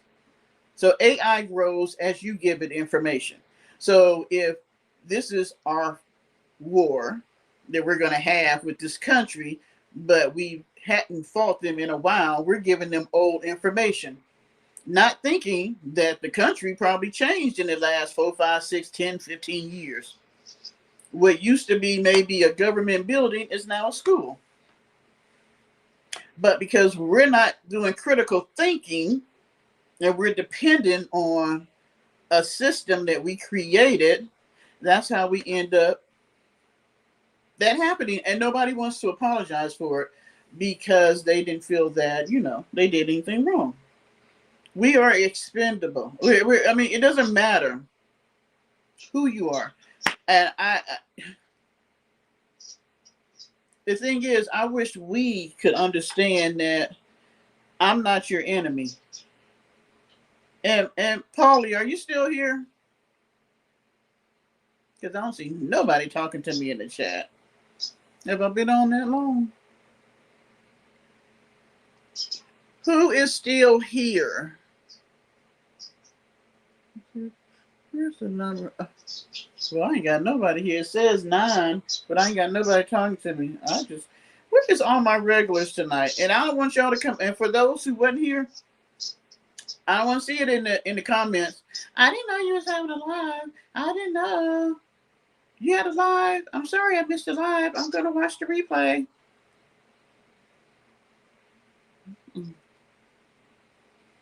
I don't know if you can answer this for me. Maybe you might have some insight on this. But, Paulie, can you tell me why me as a person, because of the color of my skin, people just hate me? I don't understand that. I don't understand the whole concept of racism. I just don't. I wasn't raised in a house that was racist. I believe people have their prejudice, but you can have your prejudice about food.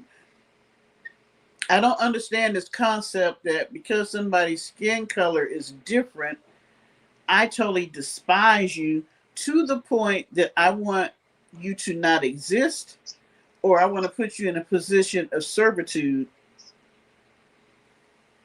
And I know it's hereditary. I know that people teach it to their children and all this stuff like that. I just don't understand. I have never understood this. And I live in the South. Never understood it. And one thing I can say, I live in South Carolina. Like I said, they wanted to take the whole state away from the United States just so they keep their slaves. But I've only been called the Nigger name one time, and that was in middle school. And it was by the poet's boy in the whole grade that I was in, 7th grade, and I beat him up. But I've never had anybody call that to me in my face other than him. So I don't understand that whole thing that you can't touch my hand when you're giving me back money, because I guess it's offensive for you to touch me. You treat me different when I go into a place because I am not worthy of being there, or you just assume I can't afford to be there, or whatever the case may be. I shouldn't live in your neighborhood because of my race. Like, I got a Karen that live directly. I mean, if I open my door right now, I can look at her door. That live directly across the street from me. And she is the epitome of a Karen. She is the skinny woman. I have no idea how old she is, but she's probably younger than me, but she looks kind of old. She got red hair, real skinny, and she's like the cat lady. And that's another damn question. Why people who like cats can never have one cat? Why the hell they always got multiple cats? I was looking at a lady this afternoon when I went to check my mail. She ain't got one cat, she got 3 cats. The one across the street had like 6. But since she done put her place up for sale, she only got 2. but they're outside cats. She never lets them in the house. But she is like the nastiest person in this neighborhood. When I first moved in, she would be in her door or her window looking at me move stuff in. And then I kind of felt then that she was like, oh, another Nigger moving in over here. So I have waved at her and said hi a couple of times when I realized that this witch is never going to speak to me. And I was like, boo boo, you don't understand. I was just trying to be courteous. I ain't never got to speak to you at all. And I find that the only people in the neighborhood she talked to is people of her same color. Everybody, oh, I'm sorry, other than men. Now she don't like my neighbor that's next door, who's used to be a police officer, and she is a woman of color. But when her brother came to drop her dogs off, Boo Boo from across the street ran outside. It was like, "Good morning, how are you?" I was like, "Oh, I'm sorry, you just don't like us. But if it's a man, if he got a penis, then color don't matter."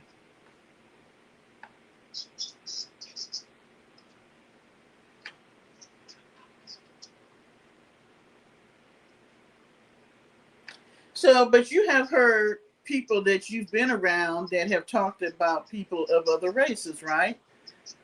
So, when they call them names and stuff like that, have they ever said why they just dislike that person of that race?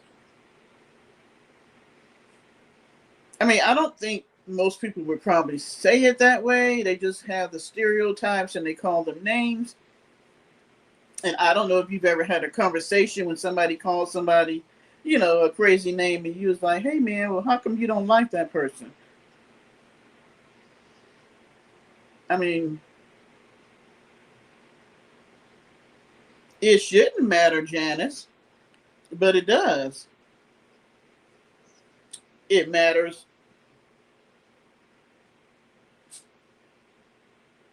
What do they mean about bad? I don't understand what's bad about them, because the stereotypes are not true. And in 2026, you can surely see that. All Hispanics are not lazy. Matter of fact, they are some of the most hardest working people that I have ever seen, because we have a large population that has moved into here because people are migrating from Florida on up. So I don't even know where that thing about them being lazy came from.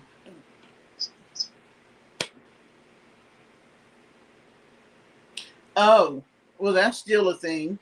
They think that we do more crimes and killing. Well, when you put a whole bunch of poor people together who don't have anything, what do you think you're going to get? And then you throw drugs on top of that. Look at the Appalachian Mountains. They have one of the biggest drug problems when it comes to meth, fentanyl, heroin, crack. They don't have jobs. The mines are closed. So who do you think they robbing? They robbing each other. But they don't talk about that.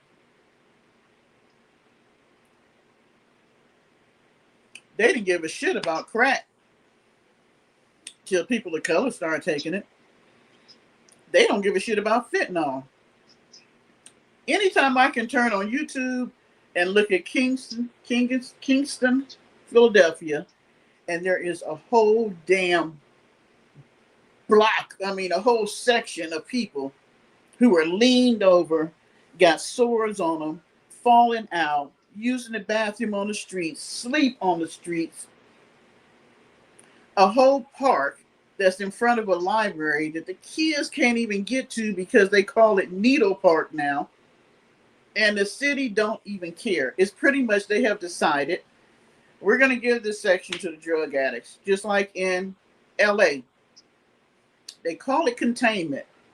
We don't want the homeless and the drug addicts in the city area, so we're going to give them an area where they can be. So hopefully they will take enough drugs that they OD, or they'll kill each other in the midst of it.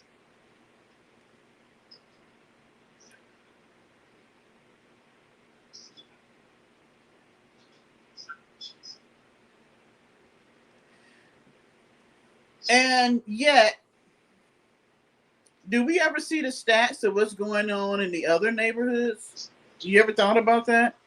That they always have the stats of what's going on in the people of color neighborhoods, but we don't see the stats of the other neighborhoods.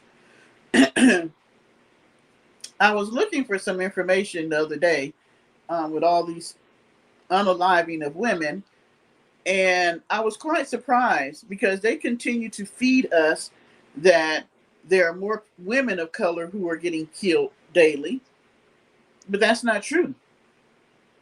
It is actually more Caucasian women who are being unalive than any other race. And that's because they have a larger population and they're going to take more of an accurate count. But because we are a smaller population, our numbers look higher because there's less of us. You know what I'm saying? But there are more Caucasian women unalive every day than any other race. But why don't they tell people that? Because I think that the women would want to know. You know, they only talk about the crimes of people of color, but there is quite a few people who are not of color that's in prisons. The only reason why you don't have more is because the court system would give them, you know, leeway, give them a program until they do something crazy, like the whole thing with the January 6ers. For somebody to have listened to that man and walked down the street and went to the building that they literally had nooses out there. They had what's the thing that they used to chop your head off back in the day? They had guns. I mean, they were packing when they came to the building. And I seen the video where the military girl that they always try to use, security had told them, don't break the windows. So what did they do? Break the windows. They said, don't climb through the windows. We're going to secure this area. Don't climb through the windows. They gave them quite a few warnings about climbing through the window. What did she do? Climb through the window. She got taken out. At the same time, you got people literally climbing I have never seen that in my whole life like this, where they're literally climbing the walls of the White House. And for them to go in there and defecate and urinate and all the stuff they did, you gave them a pardon? But you want to put a man in prison for taking a picture of 86 and 47? I don't understand the concept.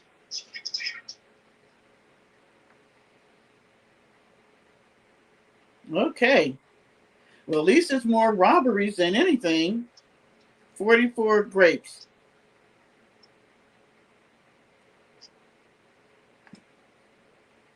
I just don't understand it. That you would let those people go. And I guarantee that that young man that did what he did at the correspondence dinner, he intelligent young man that just got fed up. But I still somehow think he's railroaded. I can't figure out why or how they keep getting these young people to do this stuff, like the Charlie Kirk thing. The weapon that they say he used, the ballistics say that the bullets did not match the weapon. They still have not given his lawyers all of the discovery. And what they have given them is thousands of pages because they wanted to bog them down so they wouldn't have time to be able to go through what they do have, because they're supposed to go start the trial this month. And his lawyers requested more time to be able to go through everything. Everything they told us is pretty much a lie. He didn't want to turn himself in. His parents never said that he should turn himself in. It's just everything is always a whole bunch of bullshit. And my thing is, okay, y'all can fake this stuff, but how are you getting the young people who you're using to say that they are the ones who committed the crime? to go along with the game. I can see why everybody else went along with the game, because you can't tell me if somebody tried to take my life, I am not trying to keep the program going. And they were taking selfies and taking pictures together. Everybody was laughing and joking. You got folks taking liquor off the tables. I mean, it was not even, they weren't even pressed. They weren't pressed about it. How is that possible? Go back and look at the recording of when that guy came and shot President Nixon, or tried to, and his cabinet member got shot, and how his Secret Service acted compared to the Secret Service that these people got now. Totally different. Because as far as I knew, if you're Secret Service, you have signed up to say, I'm putting my life on the line for your life. And that's what they did when they got shot at Nixon. They were putting their life on the line for his life. These ones they got now, it's a hit and a miss, hit and a miss. I don't know. Maybe it's just me, but I feel like the whole lot of them need to be fired and we need to start over. Because they have been jacked up every time we see them. How the hell the man got the gun through the bushes at the dang on golf course? Y'all didn't, survey the perimeter? There's no people out there to keep watch?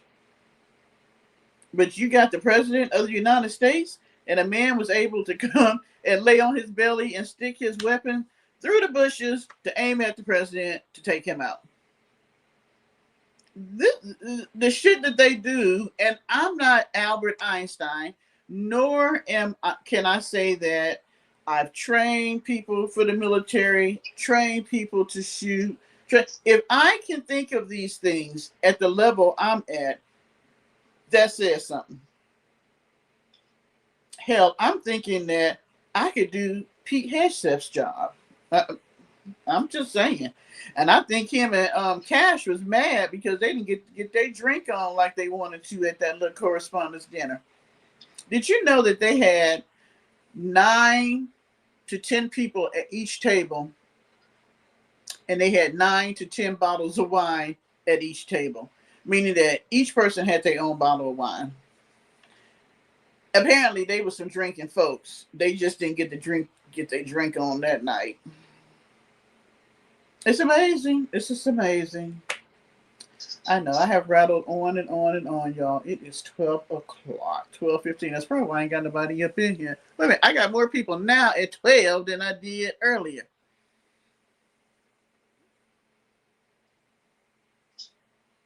Paulie, that's what I want to know. I'm thinking as a prior military person, because first they said that he was on the same floor. Then they came back and said that he was on the floor above them. But why would he go on the floor above them? That doesn't even make sense. If I'm going to try to break through security, why would I do it on the floor above, which means I still got to go, you know what I'm saying? I got to go through them to then go down the stairs or the elevator to get to the next floor? That makes no sense. When I look at that grainy security video, which makes no sense to me in 2026, that a hotel like the Hilton that is in DC, where they have all types of people coming to stay there with big time money, why would they have such a shitty recording system? That man was on the same floor, and my thing is, they were not doing their job. You had a couple of people on the ground trying to fix the metal detector. You had the double doors, the glass double doors. They should have had security there. They didn't. There definitely should have had security with that hallway that was behind them, and they didn't. He could have took all of them out before they even would have realized it, because even their response when he flew through was still slow. And so my thing is, who is training Secret Service? Because they were milling around, not on any type of post. They were not prepared.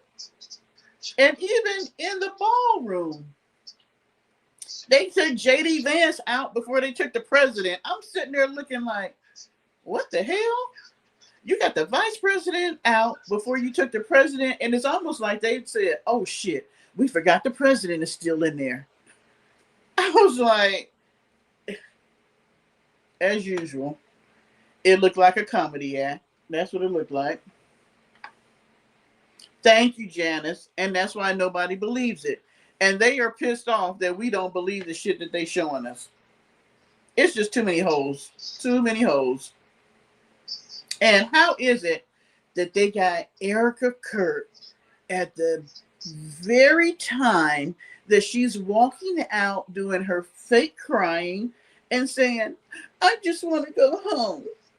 Well, bitch, why weren't you at home? Where is the children? Because this woman has been on a whirlwind. She about like Candy. She done been on a whirlwind trip around the United States, going to colleges and conference places and, hotels and shit, and doing all this stuff for Turning Point. I don't understand that when the man you was married to did not believe in women working outside the home. I mean, your husband that got murked believed that you should have been at home raising your children and making sure he had a nice home to come to. Now you're trying to say that somewhere right before he passed, that he said that he wanted you to take over his business. I don't think he would have said that if he was always adamant about what he felt the role of a woman should be. And you played that role up until he was not here. But now you out here. That's why I wore the black. Did y'all notice that? I wore the black because of her video she did this week. Her kids are under the age of 5. So who the hell watching them? Every time you turn on the TV, she's somewhere. She's down at Mar-a-Lago at the bridal shower for the Trump son is getting married. She's in Georgia getting ready to do something with JD Vance. She's at this school doing this. She is not even a podcaster, that she's at a correspondence dinner. And her reason for going was that she wanted to meet the reporters who were always talking about her in person so she could put a face to them. I don't know if y'all seen that video when she came out in all black with them creepy, scary eyes she got. And she talked about us as the public coming against her. And she tried to say that Candace Owens said that she murked her husband. That's not what she said. I mean, I don't believe everything that Candace says, but I do believe she's a smart woman. And I watch her enough that she did not say that. Matter of fact, I watched all the things she did on Erica. And now I'm with her on that. I do believe that somebody took Charlie Kirk up out of here. And it wasn't the young man that they say. Sort of like Epstein unaliving himself. No. There's too many little coincidences in all this. And the thing is, I'm not going to say that the presidents before and their cabinets did not do the same shit that our president now is doing. I'm just going to say if and when they did it, they were so much smoother in what they did. Because I didn't recognize it, and most people didn't recognize it. Now, there were some who did, but for the most part, not as many people as now. When you got your own support system of the right who is now coming against you and saying that they don't even believe that somebody was trying to do something to you, like I said, you can only call a wolf so many times. We do not feel sympathetic about a person who don't give shit about us, just like his wife. Thank you, Paulie. His wife coming against Kimmel. Girl, you know your husband was old when you married him. That's probably why you married him. I don't, now this is what I'm going to say. I don't think she thought he was going to live this long. I think she thought that he probably was going to be the average age of most men. I hate to say it, y'all, but it's around 60, between 60 and 65. So maybe she thought he was going to be gone then. But here he is, almost 80, and he's still here eating McDonald's and drinking Diet Coke. And that's probably why she pissed. But how you gonna try to say something about this man should be fired when he did this 2 days before, and then your husband just made a joke about it while the king was here? They do some of the craziest shit that I just sometimes I'm like, how dumb do y'all think we really are? And really, and that goes to show how much respect they don't have for us because they truly believe we are so stupid that we're going to believe everything that comes out their mouth, even if it's a lie. I mean, and they lie to us every day. It's going to be 2 weeks. It's going to be 3 weeks. What the hell is going on with the war? They're now saying that they're coming up with this peace plan, but you still got Iran saying maybe, maybe not. United States saying either they're going to sign it or we're going to invade them. I mean, I know more about the damn ballroom than I know about the war, which is crazy in itself. Why we need a damn ballroom?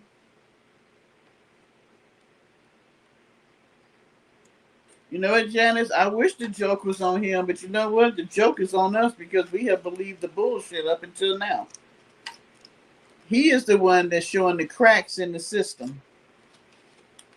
We have believed everything our government said up until now.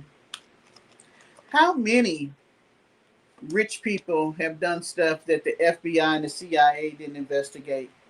That people have reported to them that there's files sitting up there that they never did anything about, like the Epstein files.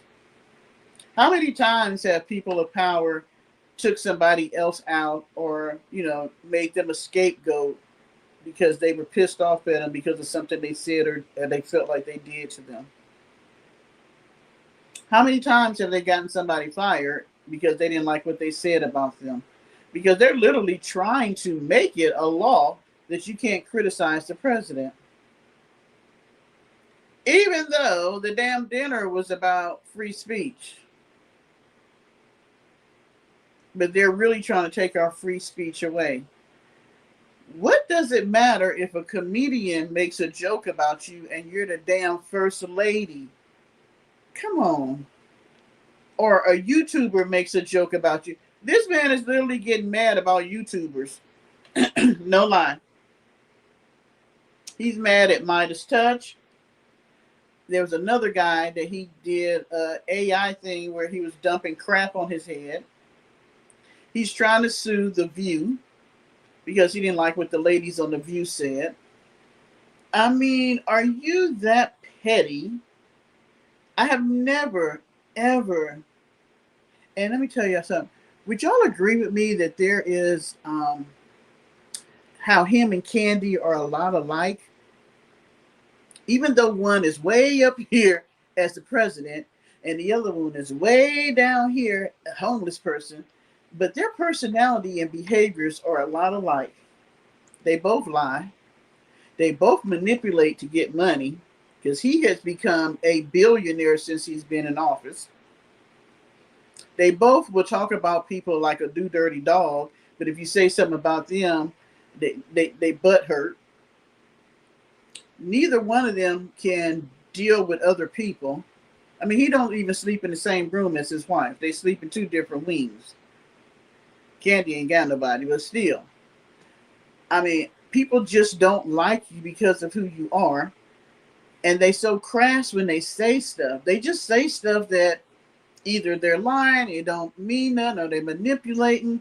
It's like they cannot just tell the straight truth about anything.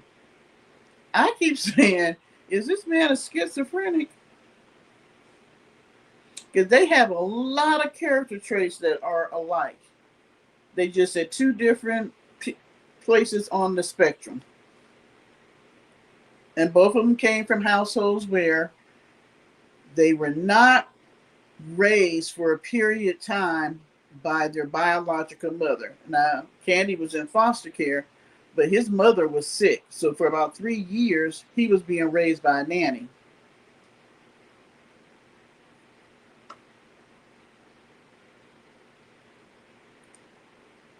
I heard briefly about that, Patasha. I'm going to have to go back and see exactly what they said because I don't know exactly what they said.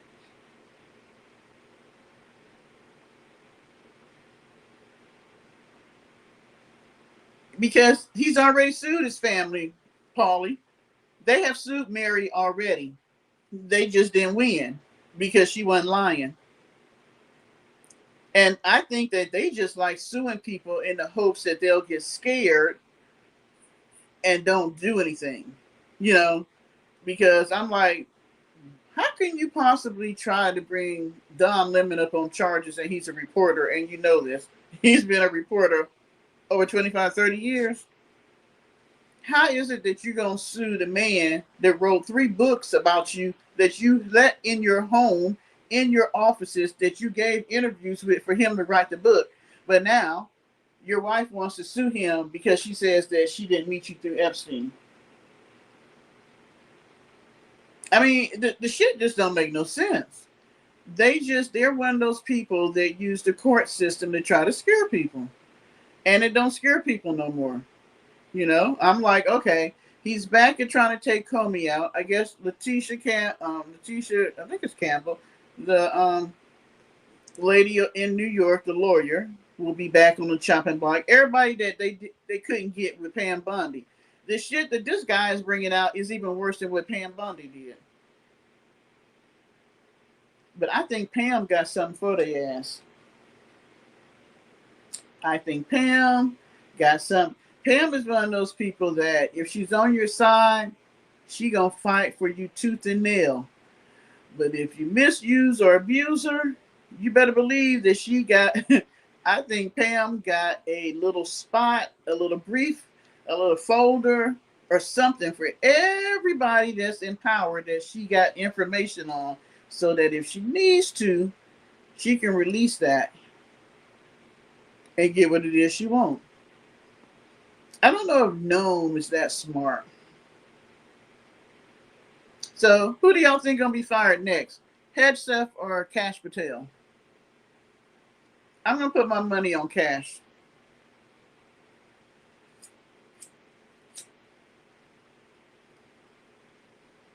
We're gonna put the money on Cash. You know, he wasn't even invited to the correspondence dinner. The only reason why he was there was because the Daily Mail invited him. Not that the FBI director or whatever they call him normally comes to that, because it is for reporters and see, the thing is, just like our president's style, he took that over. It is a dinner that they hold every year for all the correspondents, which are reporters, all these people. They get invites to come. Then they invite the president to come, and they have a comedian that comes in and kind of roast them. He didn't like that. That's why he didn't go to the one when he was in office before. He didn't go to any of them. They were shocked that he wanted to come this time. But the only reason why he came was because he said there was going to be no comedian. He was going to be the one that gave a speech. That's why he still wanted to have the thing, because he didn't get to give the speech that he wanted to give, where he was going to roast the reporters, because they were actually going to honor the reporters that brought forth something. Oh, the birthday card out of the Epstein files. They were going to honor them, but he didn't want that to happen. So he was going to roast the reporters. I'm sure them too. So he kind of just took over the whole dinner, even though it's not necessarily for him, but he's an invited guest. So Cash Patel being there as the FBI director, or head chef being there as the director of the Department of Defense, or the vice president. All these people that was in succession to be the next person to take the spot if something happened to the person at the top was all in one damn ballroom. And you had a person run through that was aiming to, I guess, take out as many people as he could had he made it there. Made no damn sense. They never do that. They always have one person that's in succession that is not attending an affair. So if something happens, you got somebody that can still run the country. But they had everybody there because he wanted everybody there. And these people have nothing to do with the dinner itself. There was no need for them to be there. And for the dinner for King Charles, the only people that were invited were the Republican Party, the people that was in the Republican Party, 6 of the 9 Supreme Court justices, and some people that King Charles wanted to invite.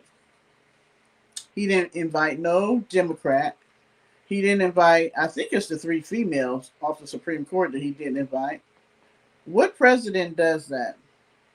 That you're honoring the King of England and you're not going to open it up to everybody. But Kash Patel wasn't there either. Kash was not invited to the King's dinner.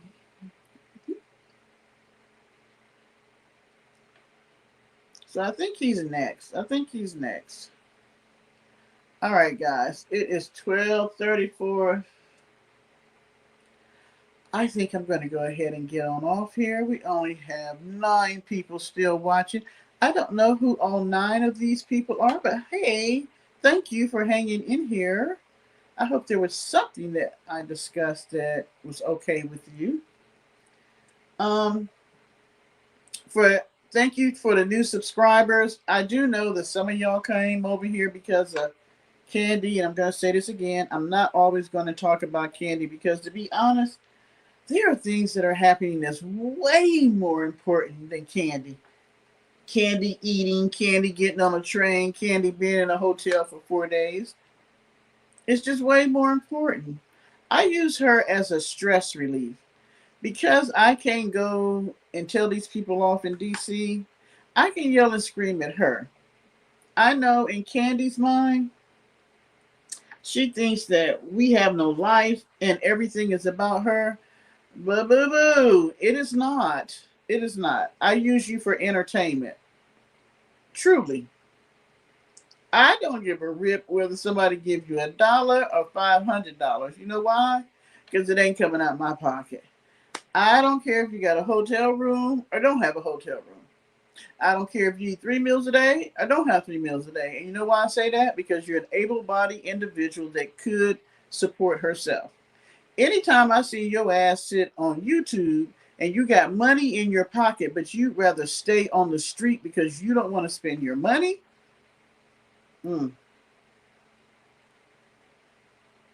But now if I gave you $200, you take my $200 and stay in a hotel room. But you got enough to stay in a hotel room, but you won't. So you took a train to go to a city where you can get a hotel room for 4 days cheaper than you could have got in New Orleans. Because your ass is cheap when it comes to your money, but you're quite expensive when it comes to other people's money. Like I said, I think some of the people that support you only support you because they think that we're wrong. And then I think some people come in and they see your channel and they're trying to do something nice. Unfortunately for them, you're not a nice person at all. She is so much like Trump, it is ridiculous because she don't give a shit about people whatsoever. And I don't understand how people just don't even hear it. She literally said on one of her videos that people suck. People suck. So that says to me that you don't like the people, you just want their resources. And you will be pitiful and whiny and all this shit. Ain't nobody did nothing to you. Even when people have approached you, they ain't touched you, they ain't yelled at you, they didn't do anything to you. You're the only one I see still out here doing stuff.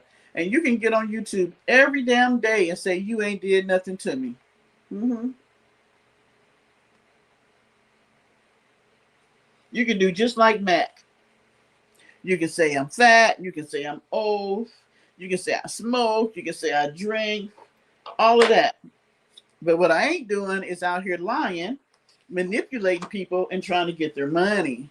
That's what I'm not doing. And that's what you do every single day. And it is so pitiful that you have to get out here and lie every day and make up these stories about people wanting to sex traffic you and kidnap you and do all this stuff. And that's why you have to leave your hometown. You didn't have to leave your hometown. You left because you wanted a vacation. Just like you said when you was in Cali. Don't you deserve a vacation? Um, no, you don't work. So what are you vacationing from? You get your happy ass up every day and go to the library and sit there all day and do research or sleep. Then you beg for money to have breakfast, lunch, and dinner. And now that she got a hotel for 4 days, supporters, let me let you know, she don't need you. Somebody, well, she got money, so she probably paid for her 4 days, and she got enough money to eat for 4 days. She won't be back to really talk to you until she need money to eat again, or for a hotel, or for if she might have to pay some fines for her court date, if there is a real court date, because she lies a lot too. I don't understand how people in the United States are so gullible. That is so amazing to me. I can think of so many scams that people could play on people that are so gullible. I keep telling y'all, let me say this, and then I'm getting off of here. 97 to 98% of the people on YouTube are hustlers. They want your money. I don't give a damn who they are. Look at Don Lemon. He is worth 23, 24 million dollars. And yet his highest tier, where he has his the people that come on Thursday, they pay $50 a month to be able to show up on StreamYard to be able to talk for a few minutes. $50 a month. I try to get y'all to come up for free. And y'all be like, my hair ain't combed. No, I don't feel like it or whatever. And then, because they got this new thing on YouTube for those who are content creators, I guess you got to have a certain amount of subscribers where they can call in and talk to you. He is now trying to put that on a tier that you have to pay to be able to call and talk to him. He won't be affected by any of this shit that these people are doing because he's in the millionaire status. And yet he's still trying to make money. And I sat there and watched this one guy. I don't know what his deal is. The day before yesterday, he sent $500. Today, he sent $200. And then he gave 50 memberships to people. These people are hustling to get your money. Every channel, no matter what it is, the guy that I think is the biggest YouTuber, Mr. Beast, he's supposed to be a person that helps people. But if you're really going to help people and you're really going to feed people and you're really building a house for somebody homeless, why are you recording it? If I'm really going to help somebody, do I really have to put them on camera for them to get the help? I mean, everything is for sale in the United States, even kindness, even giving. It's not just about sex. People are charging for kindness, for giving, for being honest halfway, for lying.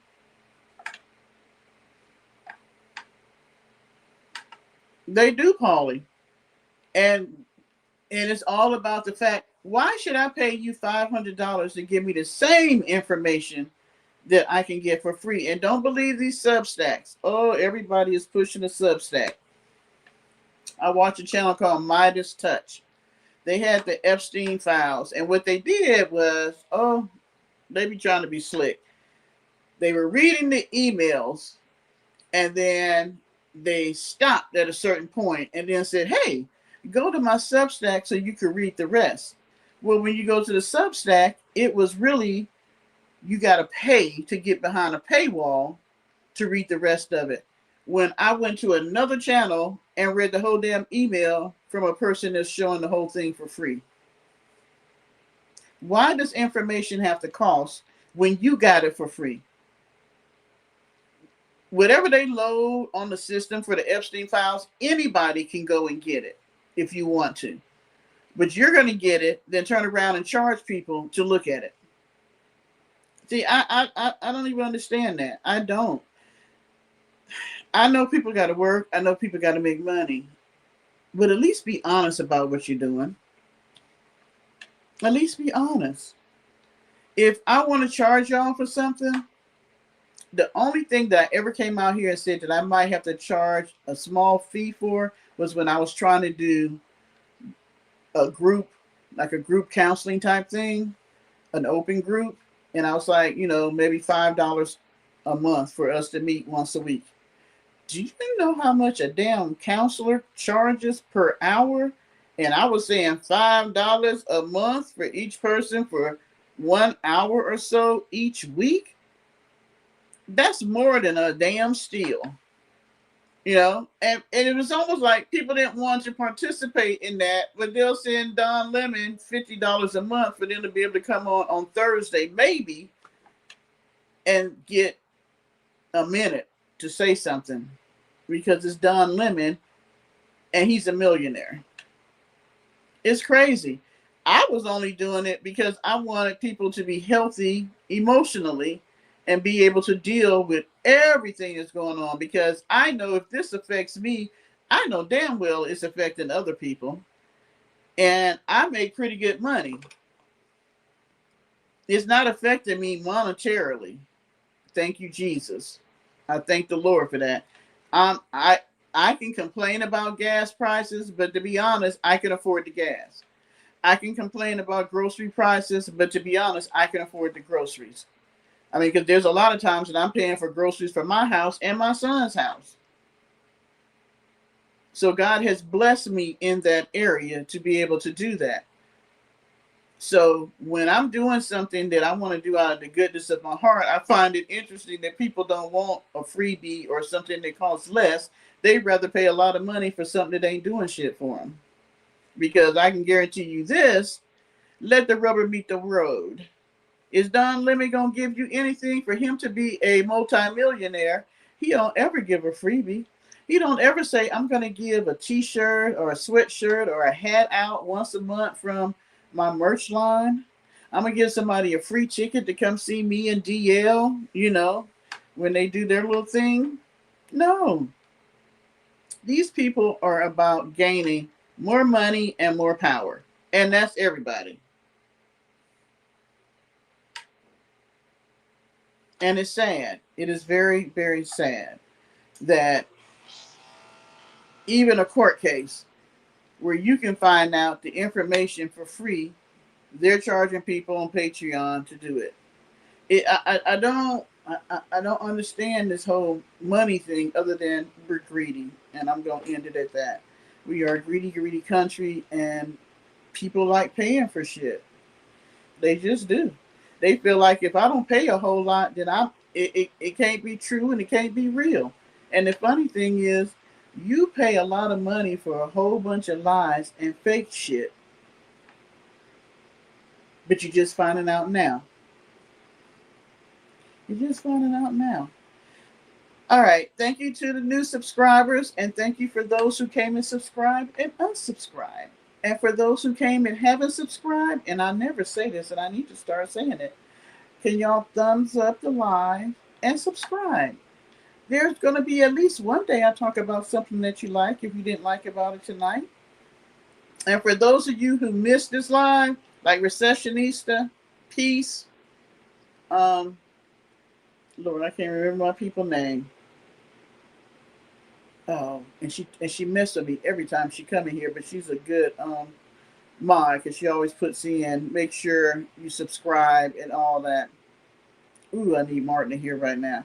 But you know who I am. We always disagree about stuff, but you always come in and tell people to make sure that they subscribe and all that. Y'all know I'm getting old, and I've had a whole bottle of champagne. So, yes, I'm gonna get off of here because it's 12:47, and I'm gonna go to bed.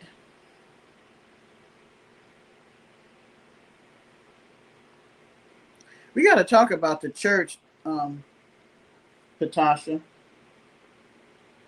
We have got to talk about how they lift up the people in the church. I was watching about cults. I was so surprised how many cults we have or have had in the United States, and a lot of them are based out of Christianity.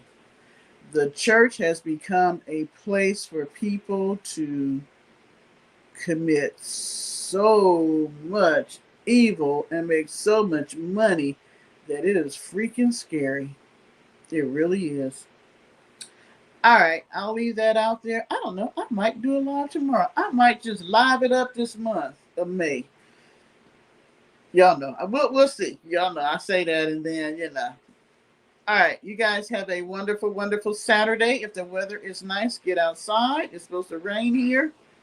But still, get outside, do something different, have fun, relax, read a book. I don't know, take a nap, fix some food that you hadn't ever fixed before. Just do something to make yourself feel good. And if you got a partner, do something with them. Spend some time with the people in your life. It's important because we're not promised to have tomorrow. So while you got today, spend time with the people that you love. All right, guys. Thank you for dropping in. I think I've said everything that I want to say. I think so. And thank you for hanging in here with me till the next day. Good night.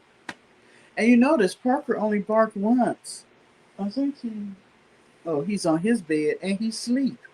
Maybe that's the catch. I need to keep his butt in the house and then he won't be barking. Good night, Parker Posse.